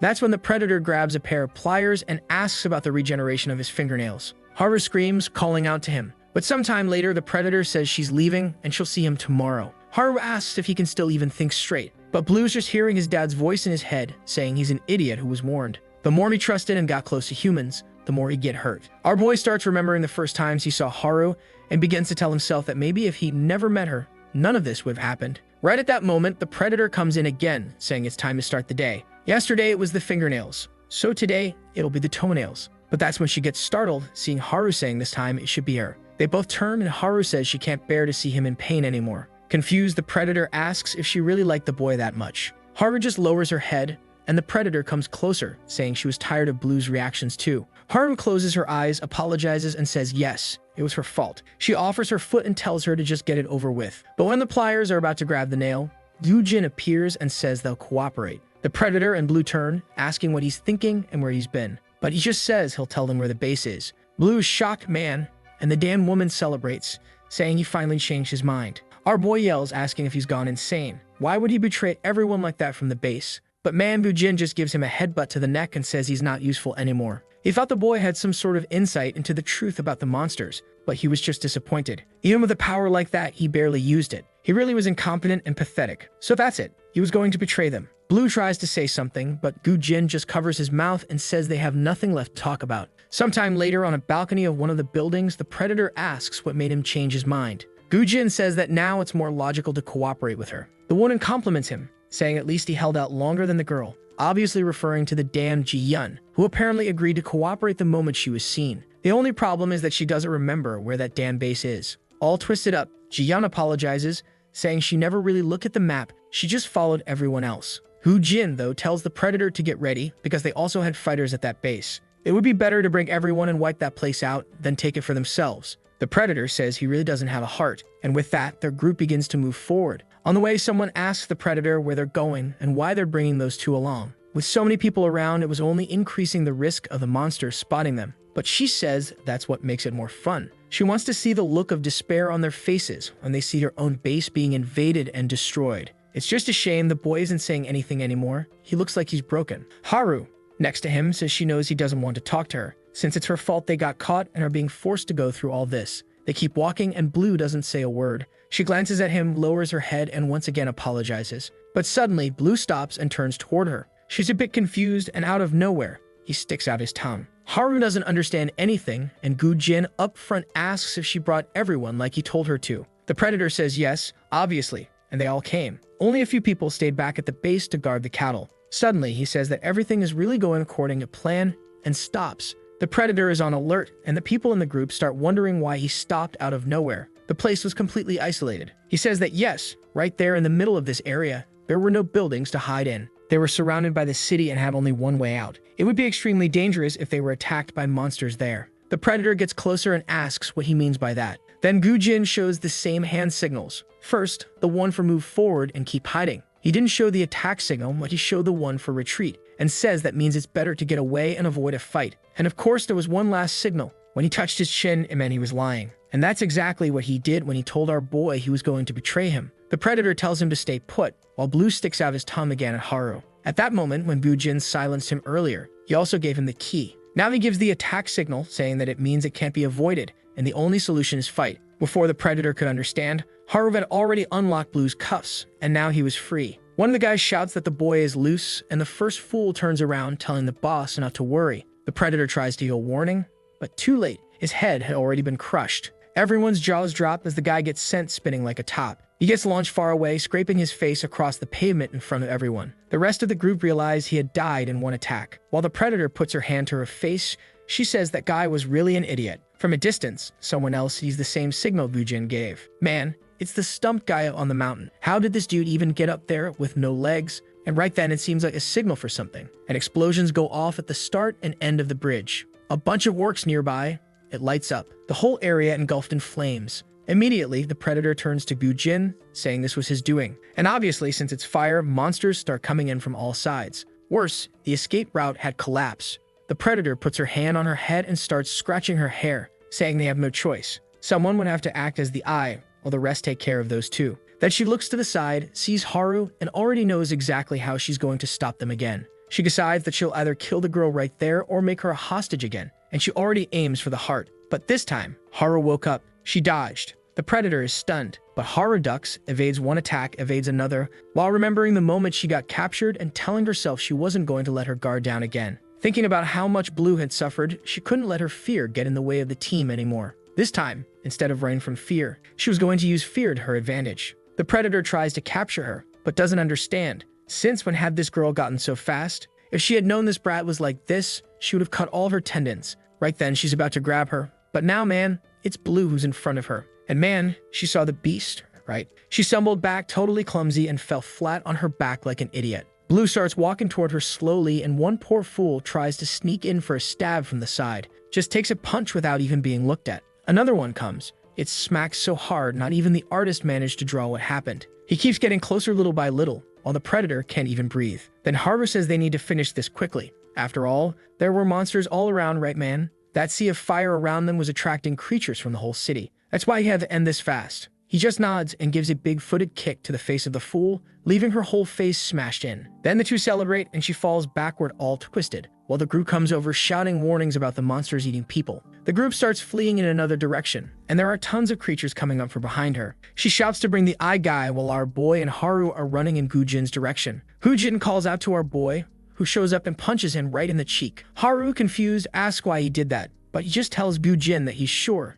he was the one who told them about the life force. They had no idea he knew how to do something like that. Gu-jin says yes, and he was also the one who told them to bind his fingers. Blue asks why. Because of that, they were tortured for all those days. Gu-jin replies that he made that choice based on his behavior. He simply chose what seemed to be the most effective strategy. At that moment, Blue remembers what Gu-jin said when he came into the cell and asks if he meant it. Gu-jin says yes. He didn't like the boy. The indecisive way he acted created holes in every plan he made. If he had that power, he would have used it in a much more efficient way. The power Blue had was too much for his capacity. Then Blue asks, then why didn't you dodge that punch? Obviously, he didn't use any power to land the hit, so he definitely saw it coming. Gu-jin answers that it's because even with all that, he still needed him. Then our boy just turns his face and says that Gu-jin was truly frustrating. He offers a hand to help him up, and Gu-jin says he is too. Then our boy tells him to get up already, or was he planning to die there? To which he replies, of course not, man. I got a way better plan than that. The rest of the enemy group is being devoured by the monsters coming from the other side of the bridge. The predator is right there among them, raging over her bad luck, asking where the eye is. That's when a guy says he brought someone who volunteered. Apparently, he could see life force. The predator smiles and says they'll reward him later. But when they remove the bandage, look who it is, the Mohawk guy saying he can finally see. And now it looks like the Mohawk passed some test where the chance of survival was extremely low. The guy warned him that if it went wrong, he'd die on the spot. So why was he trying something like that? But remembering how Gu-jin and Blue fight, he just says he didn't want to be left behind anymore. Then the guy stares at the creature and says he could finally see the so-called weak point. The predator tells him to say it already, but he's a bit confused and asks if she's talking to him. And all twisted, he answers, not really in the mood. She doesn't really get what's up with this crazy bastard who goes jumping around not caring about anything. That's when the bald guy shows up, remembers it was him who attacked. The people apologize, saying they really thought he was part of their group. At that moment, the predator understands. That means they didn't have anyone who could see the monster's weak points. And man, she's nuts. She runs and throws herself into a creature's mouth, saying that if that's the case, she'd become the eyes. Either way, the only thing left for those who lost would be death. Meanwhile, the group flees, with Gujin saying that was the best option, since everyone surrendered. He needed all those people to disappear at that base and get eaten by the creatures. Haru says that even so, it was insane. They could have been eaten. The chance of that plan working was a thread. Gujin turns and says that even if it was just a sliver, he could see the possibility of the three of them getting out of that place alive. Until suddenly he stops, and right in front of him is one of those 15-meter-tall creatures. Another one off to the side, full of knives in its hands, and a girl trying to run away. But the poor thing gets pierced through the chest and is lifted and turned into Rain Man. While she's still dripping down, Blue is getting ready to attack. Gujin asks if they're both ready. Haru says more than ever, and look who's already got the glowing finger ready, saying of course. The monsters were coming in from behind. But as soon as the fingers linked up, boom, the boy glowed. The first attack comes, Haru dodges it, and Gujin defends, while Blue is already advancing from the side. Problem is, even as he closes in on the first one, an attack from the second one is already incoming. He ducks just in time, while another creature is doing something so bizarre. He can't even tell what's happening. These monsters are freaky as hell. He passes by Gujin, who's charging at the other monster, activating his prediction. Now the boy's in full swag mode, dodging deadly blows, leaping over attacks. As strong as they were all still within the possibilities. He looks for the core, and sees a strange blue orb on its back. The problem is, it starts to pulse and he feels a strange sensation again. The same energy he felt gathering in his finger earlier. And man, it seems like that red flicker breaking is his prediction failing. From the creature's eye, a laser shoots toward him. When he thought he was going to be skewered, bam, Haru rushes in from the side and headbutts the monster, making the attack miss. They both escape behind cover, and he asks how she did that. She just says he looked like he was in danger. Then another monster comes while he's getting up with his sword. That power he saw was the same as what Blue possesses. The ability to create possibilities and go beyond what can be predicted. It was a power he didn't have, but even so, he'd do everything he could to kill that thing. Blue lands a punch square on the monster's head, sending it spinning backward. And right after, he's already going in for a knee strike. The problem is, there were too many creatures around, and he couldn't afford to run out of energy mid-fight like last time. So he had to conserve energy, but also be fast about it. He dodges another attack and lands a solid punch right on the creature's core, which starts cracking. Then another one comes in for a bite while he sees a weird glowing sphere. He keeps dodging, weaving side to side, then lands another knee strike. The core finally shatters and a creature dies. Meanwhile, that other plant monster is shooting lasers at Gujin. At least from that distance, his prediction works well enough to dodge. He dodges one more, plants his sword in the ground, and turns to charge toward the boss. The monster's preparing another attack, but Gujin rushes in with two daggers, dodges one strike, and now he sees the core up close. Looks like the strike will land clean, but it's not strong enough, and it only causes a crack. Now there are attacks coming from all directions, but when you see a blue glow, you already know who's coming, right, man? Blue arrives, stomps down on the dagger, and smashes the core in. The blade sinks in. Gujin falls back in full swag mode, while the monster crumbles right in front of him. But it wasn't over yet. Haru was running from another one, but at the same time, our boy shows up and finishes off another. Meanwhile, the rest of the group that was getting eaten is over there screaming for help. If there's a curvy little blonde being saved, you already know who it is, right, man? It's the Mohawk guy, saying she promised no wish if she was rescued. He leans in and whispers something in her ear. Right away, she turns red, asking why he wants something like that. But after hearing the screams of terror all around, she says fine. If he gets her out of there, she'll do whatever he wants. Then the Mohawk throws up the rock hand symbol, celebrating. And obviously, right guys, the predator came out from inside the creature. Whoever thought she was going to die had to be really naive. And since she survived that, she started to see life energy. Now she was beginning to understand how that boy's movements worked. She goes to her bag, grabs a communicator, and says that finally the call she had been waiting for actually went through, and informs them she now has the eyes. So they better explain how to use this life force stuff. Right there beside her were several cores lying on the ground, and Haru asks if Blue is really okay. He looked like he was in serious pain. He says it's fine, this much he could take. Meanwhile, Gujin could only feel that he was useless. Even if he hadn't been there, Blue would beaten all of this alone. But now he had it in his head that he was going to free himself from these monsters. Still, he couldn't accept that at that moment, he was nothing more than a piece of trash. In the end, the truly pathetic one had always been him. They keep moving along the path, but Haru asks where Gyujin is going. They were surrounded by fire. Obviously, he says he already prepared a way for them to escape. Confused, she wants to know how he planned all this. What he did alone was impossible. He just says that he met a bunch of people who were livestock to these guys, and let's say, obviously, they wanted to escape too. Blue remembers the guy without legs and is now certain that's who Gyujin was talking to. And Haru is impressed, wondering how he managed to plan all this while locked up.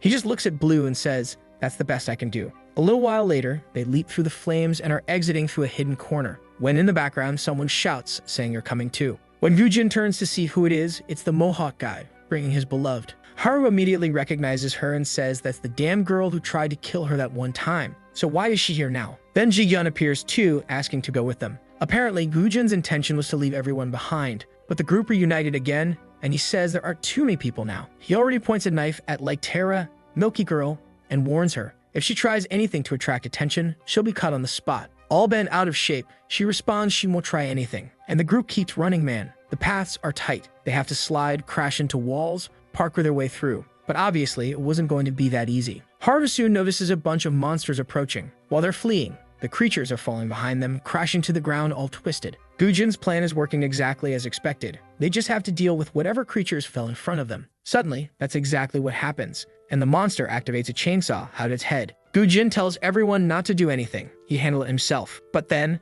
a blue blur zips past, and that's it, man. The blonde girl is in disbelief that the kid just killed a monster with one punch. And right away, more monsters start raining down. But the glowing finger lights up again, man. Cores are raining down in front of them. The people can only see Blue's back, and he turns and tells them, "Go now." Nobody says anything. Blue's starting to realize that the more he uses this power, the better he gets at controlling it. Now he's noticing that when he boosts the energy, the extra strength lasts for just a few seconds. At the same time, he noticed that the longer he charges that energy, the stronger the attack is. Obviously, it also consumes way more life force in the process. The most he's been able to endure is 2 minutes, and now he's turning it on and off constantly to see if he can make it last longer. 2 monsters are coming to attack, but he just turns to Gyujin and asks, "Which way to the base?" Both Gyujin and Ji-hyun answer the same direction. And then Gyujin realizes that she always knew. Out of nowhere, she had just been faking it. But suddenly, when he looks down, the ground in front of them looks like it's starting to crack. Behind them, there was a creature with a drill for a hand, and the entire ground collapsed. The team falls off the cliff. A short time later, Blue gets up. Ji-hyun lands on a rock and realizes that if she landed just a few centimeters off, she would have been crushed. On the other hand, Haru wasn't so lucky again. Her legs were buried. Blue immediately lifts the rock and asks if she can walk. She says she'll try. But at the same time, the monsters were already coming down from above, attacking the rocks and getting closer. Elsewhere nearby were Mohawk Guy and Gyujin. The blonde asks where the kid who was killing the monsters went. He says he's not sure. Maybe he got crushed. That's when they hear Ji-hyun screaming that she doesn't want to die. And they're sure the others are alive, but it looks like they got separated. The blonde's in shock. How are they supposed to survive without that kid around? Mohawk Guy, though, confident as ever, tells her to calm down. He's there. She asks what he's talking about, and he says he already promised he'd become her friend. Plus, she still has a promise to keep, right? But right then, a drill comes at him from behind. And man, that's it. Mohawk, your virginity's gonna live forever, my dude. This apocalypse ain't the one to fix that. The poor guy's eyes go wide. The monster charges at him, and he gets swarmed. The bastard still manages to block with his bat,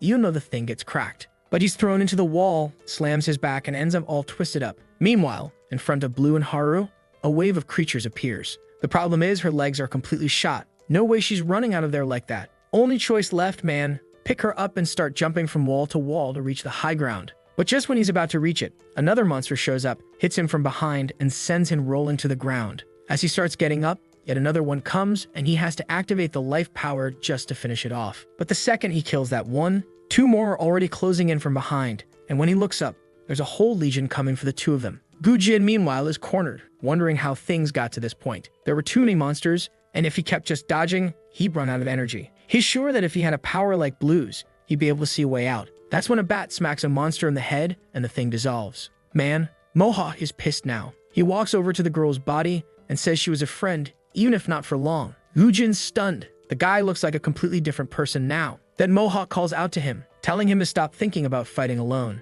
They were friends, and he better be ready to finish this together. Meanwhile, the mountain of monsters is closing in on Blue, who's holding off attacks, man. 2 come at him, 1 from each side. He punches 1 in the neck, then in the gut. The cores show up, and he's getting exhausted. Even though he can still use life force, it's running out. He's taking hits from all directions, and Haru tells him he should just run alone. she's fine, and he's not going to survive at this rate. If he keeps this up, he's going to end up dying too. But he keeps insisting, and she asks why he's doing this. What happened back in the prison was going to repeat itself, and once again, he was going to get hurt just because of her. But Blue says that it was that day that he started learning more about humans. If he had never met her, none of this would have happened. She interrupts and says yes, it's all her fault. Because of that day, he's suffering through all this. Blue takes another hit and gets thrown to the side, and says yeah, if he hadn't met her, none of this would have happened. But even so, he doesn't regret it. Because of her, he learned what kindness is. He learned what it means to connect with someone. He discovered what warmth is, what it's like to have someone who cares about him. Finally, he could trust humans. Not just humans, the people around him. Another creature comes to attack Haru, and once again he blocks the blow, shouting for her to run. She, however, can only cry, wondering why he was going so far for her. Then he remembers everything they went through, turns to her, and says it's because she's precious to him. But at that exact moment, while fighting the monsters, he sees his father asking if he really trusts humans and warning that if he keeps going down this path, he'll keep suffering the same pain. He'll get hurt, he'll be betrayed, and those scars will keep eating away at his soul. Blue answers that he doesn't care. He trusted in the kindness people had shown. He trusted in the warmth they'd given him. And from now on, he didn't care if he suffered. He would walk a different path than his father. But while he's shouting that, 5 or 6 monsters are approaching, and even worse, he sees dozens more heading straight for Haru. But then the life energy ignites and he rips through the ground, smashing through everything. He goes through 2, 3 of them, while picking her up in his arms. In the middle of it all, he still manages to stop, turn, and tell her that he'll never let her die. But even then, there are monsters on all sides and he activates life energy again. Haru can only see flashes of punches flying, knees slamming, fists connecting, a blur of movement while she yells his name as he tears through the creatures, lightning flaring all around. When everything ends, a legion of cores lies on the ground. Blue is completely gasping for air and exhausted and collapses. But right then, he hears footsteps. Another one is coming. Haru freezes and Blue, no matter how much he wants to move, has no strength left. He passes out and sees himself back in the room with his father telling him that he had a heart that reminded him of his mother. No matter how many times he told her to stay away, her kind heart would always get her hurt. That was exactly one of the reasons why he couldn't let the boy go to the surface. He didn't want to go through all that pain again, but the boy could keep pushing to get stronger. Blue gets up, and the monster hits him, smashing rocks into his body. His father says he had the chance to become stronger than he ever was. Rocks hit his face, but even bleeding, he keeps moving forward. In a last attempt, life energy activates once more. His father says he could become strong enough to stick to any convictions he chose. And with that, man, the ground explodes right as the creature is coming to smash him with a palm strike. Face to face, Blue doesn't flinch, and tears open a crater in the monster's chest. Holding the creature's core, he remembers what his father once said. This was their potential, those who carry the blood of the blue flame. Meanwhile, Hu-Jin is asking Mohawk how he knows where the monster's weak point is. He answers, he can see it. Those guys ran some tests on him, and eventually, he started to understand what this life force thing really was. Just like Blue said, it's a weird energy that runs through everyone's body. Another creature comes charging in, but now look at Mohawk Man. He slides past it and says, I'm coming in from below, and comes in with a bat strike. But Gu-Jin notices that he's not actually aiming for the core, even though he knows exactly where it is. Mohawk remembers that this is the guy who killed his blonde girl. He says there's no way he's letting him die that easily. Not a chance. Slash across the chest, sidestep, and another hit. Gu-Jin can't believe it. The guy's moving like he doesn't fear anything the monster throws at him. The guy was clearly more beast than man, but his methods were totally reckless. Gu-Jin thinks about helping, but Mohawk just says, stay where you are, don't come any closer. He's the one who's gonna settle this, man. Yeah, but even with all this badass attitude, he gets stomped in the chest and thrown into the wall. When Gu-Jin's about to curse this idiot, out of the smoke, Mohawk appears and says, is that really all you've got? Meanwhile, back with Blue, he had forgotten those memories. Now he's starting to realize that his father somehow always knew he'd end up on the surface, and that's why he always warned him not to get close to humans. What he doesn't understand is why his father was so afraid of society, or what they had done to him. Haru approaches, calling out to him, but our boy can't move a muscle. Then he remembers his father saying he had already explained why he was put in that basement. The reason was simple, so he could survive the apocalypse, but there was something he hadn't said yet. That day, his father made a genuine confession, and Blue hadn't been asleep. His father said he always believed the boy would never believe it. That day, Blue didn't even fully understand what his father was saying, but he was curious. And that's when he said he wasn't trying to protect Blue from the apocalypse. In truth, he was trying to protect him from humans. The moment his existence was noticed, everyone would come after him. Because inside him, there was something that Blue didn't hear, man. That last part of the memory somehow seemed like it had been ripped away from him. And now, lying on the ground, he's wondering what this strange thirst is. It was like his life was withering away. He looks to the side and sees that huge core from the monster man. Slowly he approaches and touches it with his finger. In the blink of an eye, he appears in another place with a creature walking toward him. The creature stretches out its hand and it begins to surround him and merge with his body. And in that moment, he hears Haru's voice calling for him to wake up. When he opens his eyes, bam, there's an attack right next to his head. The problem is, it's too close, and there's no way to dodge. But before he even has to do anything, a suitcase smacks the creature, and somehow the core gets hit. Man, Ji-hyun actually did something for the group finally. Meanwhile, Mohawk and Gu-jin are still trying to hold it together. The numbers weren't going down, and they were starting to reach their limit. And obviously, since they weren't like Blue, they had to watch each other's backs, right man? Their reaction speed was way slower. Already knowing they'd have to get out of there before things got worse, Gu-jin turns to Mohawk and says, "It's time, man." So the two of them start running, dodging around some rocks toward the only exit there was. But halfway through, when Gu-jin looks back, Mohawk had been grabbed by two monsters. He smiles at Gu-jin and says he doesn't want to see him die like everyone else, so he better run. Of course, Gu-jin asks why he's going so far like this, and Mohawk just replies, "Don't need a reason, man. We're friends." That, however, only makes Gu-jin even angrier, who's wondering why this idiot is putting his life on the line just because they're friends. The poor guy is going crazy.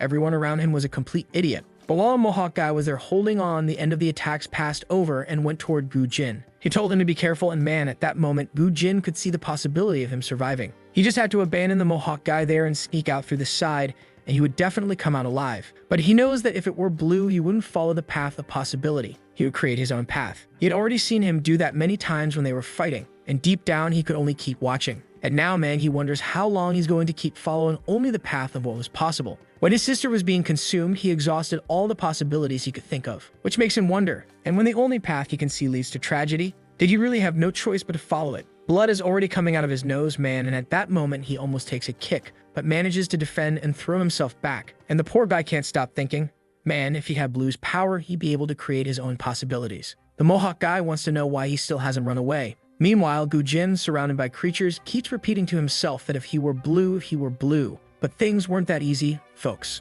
He falls to his knees, realizing that he was different from that boy. There was no way he could create an opportunity like that. Then he starts to turn around, saying that the only thing he can do is follow the path of possibilities. However, when the decision had already been made, man, on the back of one of the creatures, the bat hits. Even trapped, the Mohawk guy was still helping. Gu-jin thought that was the only way for him to survive. And then he starts wondering exactly why he wants to stay alive. Since when and why was he trying so hard not to die? At that moment, his sister appears on his back and says that he promised. He said he would avenge her and would kill all the monsters. Suddenly, Gu-jin stops and says he had forgotten. Now he remembers why he had to keep living. And then he turns to Peace, saying that he's going to live to kill all of them. If he wasn't capable yet, the only option was to get stronger and stronger. He was going to find a way out of this, even if it seemed almost impossible to see a solution. He keeps trying dozens and hundreds of times, saying that even if he had to think thousands, he wouldn't give up. Then he remembers Blue's moves and starts to replicate them. In the very next second, though, he already starts to notice that the sensation of energy coming from Blue was different from his. The life force coming out of his body was the same one he had felt coming from that monster. Meanwhile, the Mohawk guy is there, man, agonizing, not knowing why he still hasn't run.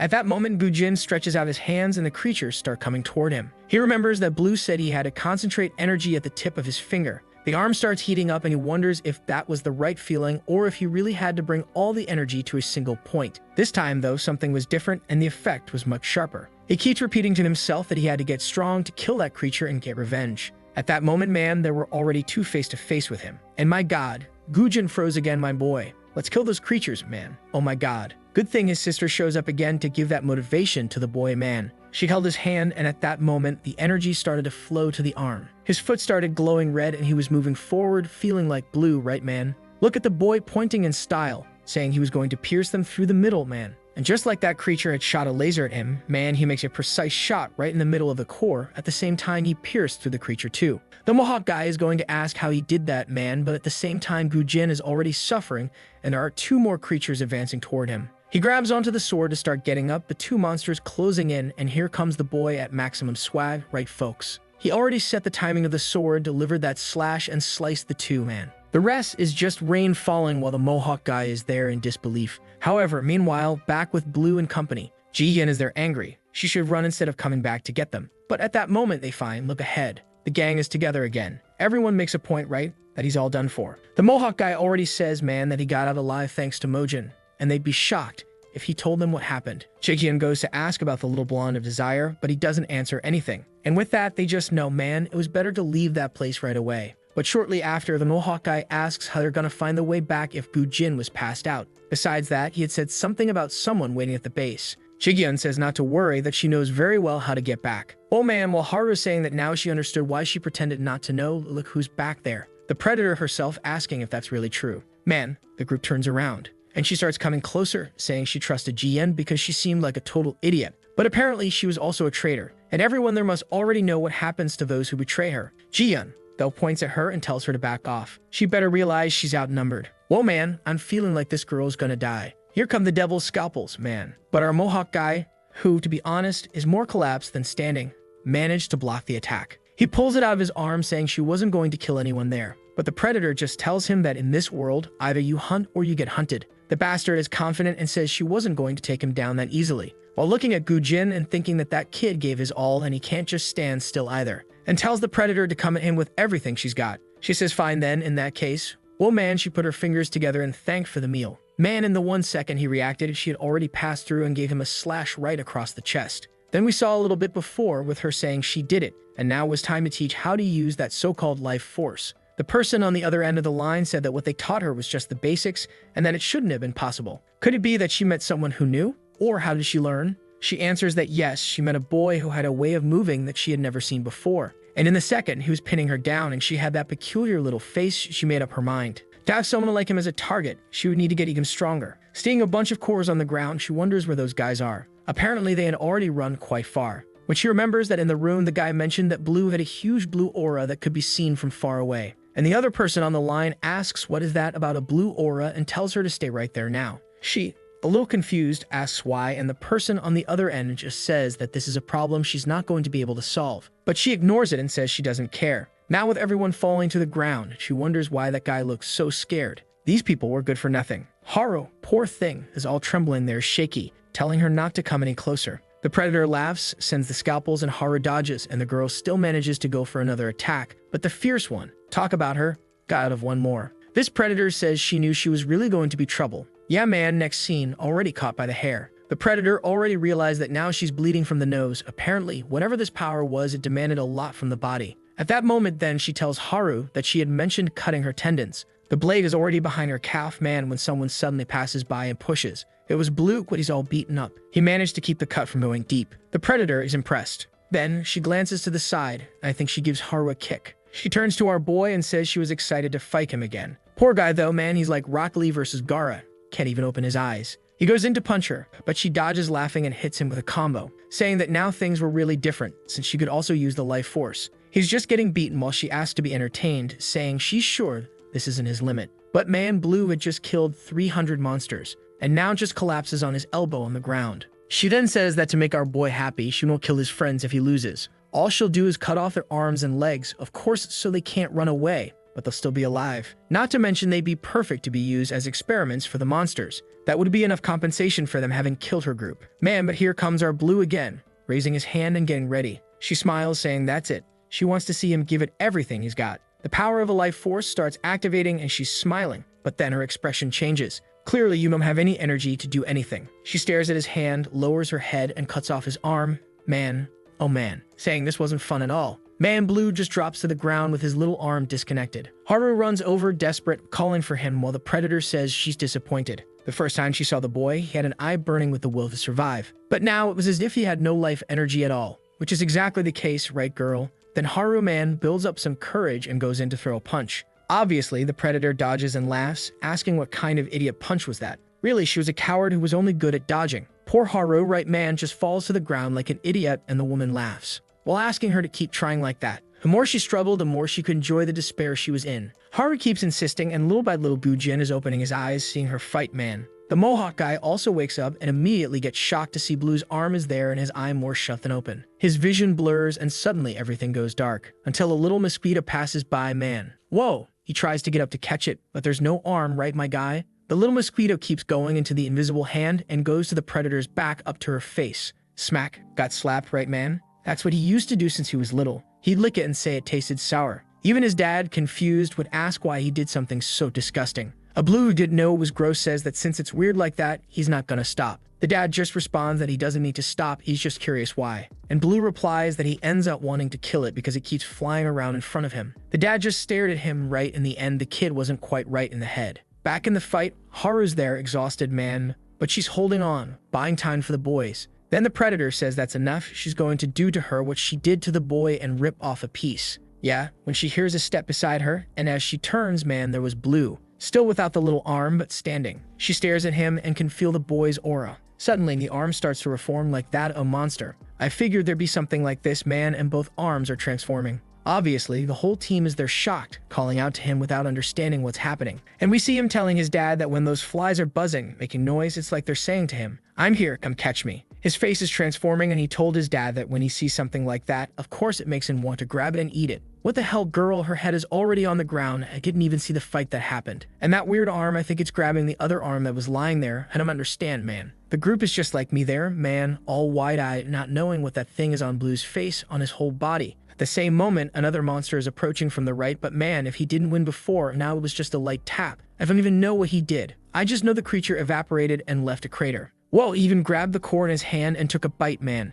Gujin sees that man and could only note a blur of stars in front of him. Blue's whole body was filled with cores. Confused, he asks if he really was a monster, and already gets ready, saying it looks like he was tricked. He then sends an attack toward Blue, but Blue holds his own life force in his hand and rips it. Man, in 1 second, he's already beside him, puts his finger near his chest, and passes through him, man. Hujin passes out, and the same thing happens to the Mohawk guy. A little tap on the chin, and he drops to the floor. Then Blue walks over to Haru. He puts his hands on her shoulders, and she's already coughing up blood, man. I doubt he's gonna bite. No way. Haru grabs a little rock beside her and starts hitting her head, telling him to wake up. But he's still pushing forward, and man, now her eye is starting to go weird. She keeps throwing punches at his face until he finally opens his eyes and recognizes her. With that, the transformation starts to fade away, man. Meanwhile, Hujin and the Mohawk guy are knocked out on the ground. In the end, only the little guy was left standing. Even Haru, in the end, ended up fainting. Ah no, just because I said that. Look at the damn woman over there, man. As soon as she saw him approach, she already told him to stay back, calling him a monster. When Blue heard that, he started wondering if it was really him who caused all this. From far away, someone was watching, man. And the guy asks how this is possible. He said he would help, but they hadn't agreed on something like this. The other person, though, just keeps walking, man. Look who it was. The little doctor came out of the base. Right away, Blue sees him coming and asks him not to get closer. But Bion just walks by, grabs his tools, and starts tending to the people who fainted. While the other one comes closer and asks if Blue, by any chance, is a monster. From far away, the binoculars guy is scared that they're getting close to him even after seeing all that happen. Then he turns to the person next to him and asks if he's not planning on going there too. But the person is just smiling under the hood, man. Could it be the dad? No way it is, right folks? That would be way too obvious. But obviously, it was quite peculiar that the nutjob was smiling. With that, the people are thrown over the shoulders and start being carried back to the base. While Blue is still there not understanding anything, wondering what's going on. Sometime later in the subway, the binoculars guy says he met Gu Jin when both were being treated like cattle by the guys. The deal he made with Gu Jin was that he'd help everyone escape, and afterward, they'd go back together to his people. The Mohawk guy, who already put his little gel on again, asks what is that people thing, and he explains that they came from the same place they were trying to go to. But then he questions whether they should really already be moving around with that many injuries. The Mohawk guy tells him to relax, that this is light work, man, he's 100%. The doctor tells Chicken Hair to calm down a bit. What's he even talking about? And asks him to stop calling him that. To which he just calmly replies and says Gujin better rest if he's not feeling well. To be honest, he always has that tired look, so really, I can't tell if he's tired or not. Then the girl who's the seamstress asks if they really came from the place with the radio broadcasts. He says yes, and that it seems no one has explained anything yet. Before he can start explaining, Jian already wants to know what place that is and who that person was. While the mustache guy is curious about this thing, the people who already knew the apocalypse was coming. The guy replies that apparently they got a lot of questions, but he'll understand everything when they see it. He also couldn't believe it when he saw that. He and his friends handled the part of looking for some resources and finding other survivors. That's when they ended up finding that woman's group and were captured. A doctor says that at least he's a little malnourished, but overall they're doing well. No one was at risk of death. The guy thanks him and says it's a relief, but asks Gu Jin what happened. Who was that kid who turned into a monster and killed the woman? He even attacked his friends, but clearly there was something different about him. BM replies that now he was starting to understand why his injuries healed so fast. And the Mohawk guy says he saw him lose an arm, but when he woke up, it was already back to normal. The guy from the other group, though, says he was grateful that, at the very least, the kid killed that woman. Hujin seems to realize that not even Blue knew about the existence and ability he had to transform. Then the guy next to him says he also wants Gu-jin to answer what that red power that came out of him was. Gu-jin says it's the life force, which leaves the guy confused, seeing that he didn't know, and asks how he's been fighting monsters without knowing that. To which the guy just replies that fighting monsters is out of the question. The secret was moving in silence and not drawing attention and avoiding all fights possible. He remembers that someone named List said that the creatures have a weak point, but even then he didn't want to fight them. The girl asks if List is the guy from the recording, and he says now that they're talking about it, he remembered. He also mentioned a lethal strike that kills a creature instantly. Seeing what they did, he's starting to believe that maybe that was true. The Mohawk guy says he believes in things too easily. It took him ages to accept that someone could fight monsters. But the guy just replies that now he believes in everything man. After a planet showed up and a bunch of monsters appeared, it's not like he's gonna go doubting things. Then Gu-jin says that this planet makes it pass around Earth every 6 days, and ever since it appeared, it hasn't stopped dropping creatures on it. Right away, everyone scratches their heads because that probably means the entire planet has already been taken over. The guy with the streak in his hair asks where the boy who turned into a monster is then, to which Gu-jin replies that he's nearby but at the same time far. The guy with glasses explains that he said for now, he wasn't going to return to the base. Seems like he was afraid of losing control or something like that and ending up hurting someone. The guy thanks him, saying thank goodness you wouldn't have the guts to stay in this place if that kid was wandering around. And then he tells Gu-jin to talk about the boy since they know each other. But he says no, that they met recently too. The group then takes a look over at Haru and the others, passed out. And he says that for now it's better not to tell anyone about Blue's secret. Ji-yeon asks why, and he says it's because you can't trust everyone. They still had no idea where Blue came from or what group he belonged to. Maybe everything could be a setup. Out of nowhere, Ji-yeon and the Mohawk guy start saying that they don't even know Blue. Who's Blue? They never heard of that kid. Apparently it's all an act for that guy there, right? Who seems a bit confused. He says okay then, but he'll introduce himself. His name is Quimin, and he hopes they manage to get out of this alive. At that moment though, he says he thinks there should be one more person in this place. That one who helped carry the injured body's man, who right now is arriving in front of Blue and taking off his coat. But just by seeing the chin, we already know it's not the dad. Women said he was talking about that guy in the hood. He was kind of weird and didn't say a word. That's why he was even a bit surprised when that guy volunteered to help. Gu-jin starts thinking this is really strange. Everyone he sees, normally he can see the path of the life force. But this guy, for some reason, he couldn't. Blue asks what he wants. Then the guy starts to take off the hood and, whoa, man, what is that? It's Gu-jin's brother, but with red hair. Strangely, Blue asks what he is. And the guy starts speaking in some weird language, kind of alien-like, and our boy doesn't understand anything. The crazy guy keeps talking to himself, laughing to himself, while Blue's yelling, saying he doesn't understand a thing he's saying.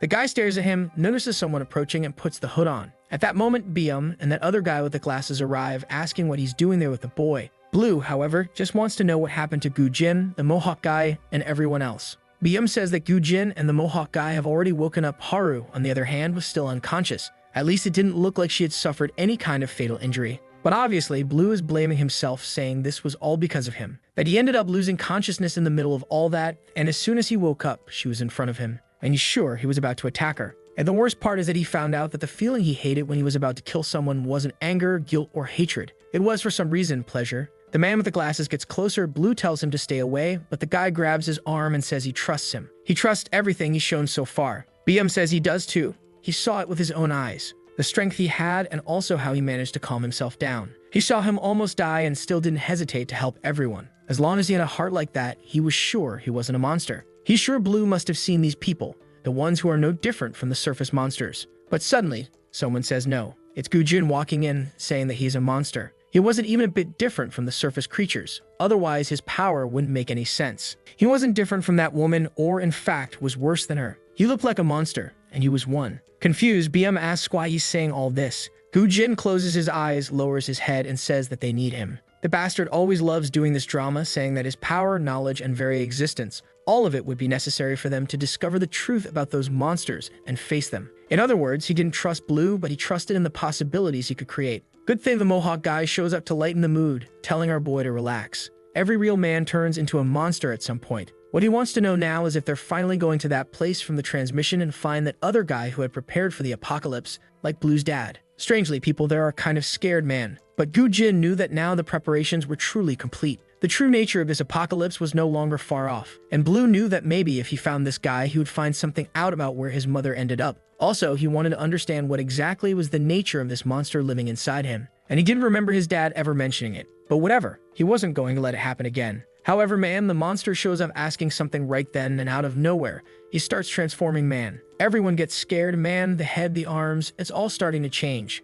Jin gets ready to fire man, but the Mohawk guy holds his arm, saying to trust the boy. Our kid is there tearing off pieces, but at the same time, the thing keeps multiplying, and man, he got surrounded. Good thing the Mohawk guy came through and pulled the thing off his face, telling him to wake up to life. He had to trust that they were nearby and would help him. But the voice was only in Blue's ear, telling him to kill everyone and consume. But he replies no. Everyone was giving their best to help them, and he didn't want to lose anyone precious like that again. He has no idea what this monster inside him is, but he would never let it take control. The monster, though, man, just replies, "That's what you think." Suddenly, a giant hand grabs him and starts pulling the boy as his vision fades. On the outside, he opens his red eye, and now everyone's trembling. That's when a man, the only one who can save the boy, shows up once again. Haru comes right up to his face and tells him to control himself and wake up. That's it. Finally, the mask fades away. Man, that demon, there's going to be hard to control. Normally in an anime, demons like that need something specific to happen, but this one just shows up out of nowhere. Get out of here. Sometime later, the group is asking how the food and everything else is going. Looks like they managed to stock up on some supplies since the people who fled from the base brought a lot. And the lazy one praises them, saying it's thanks to the old man and the Mohawk guy who always come back with full hands when they go hunting. She asks if Haru is still sleeping, and Byum says yes. Seems like she was still recovering from that trauma. Obviously, he's talking about the day Blue almost transformed into a monster. Whoa, man, so several days have passed. Here I come with another opinion, but usually in anime, the protagonists are like, I have a monster inside me, run away. But in reality, it's just poorly controlled. But Blue's one actually seems more dangerous than normal. Then we hear women talking to the group who stayed to manage the base. What they want to know is when they're finally going to start the return trip. They've already been away for over a month. He says for nobody to worry, they're almost ready. Then he tells Bujin to say hi to everyone and introduces him as the person who helped them escape from the base. What's this? The guy says hi, and the apocalyptic girls are already all red, saying he's their type. But the badass just ignores them, man. Says it's time to go. Quimmin asks if he's really okay. Every time he saw the boy, he looked worse by the day. But he just replies not to worry. Nothing has changed. Still, the guy's sure he's continuing that training, and warns him that he better go easy. That life force stuff is dangerous.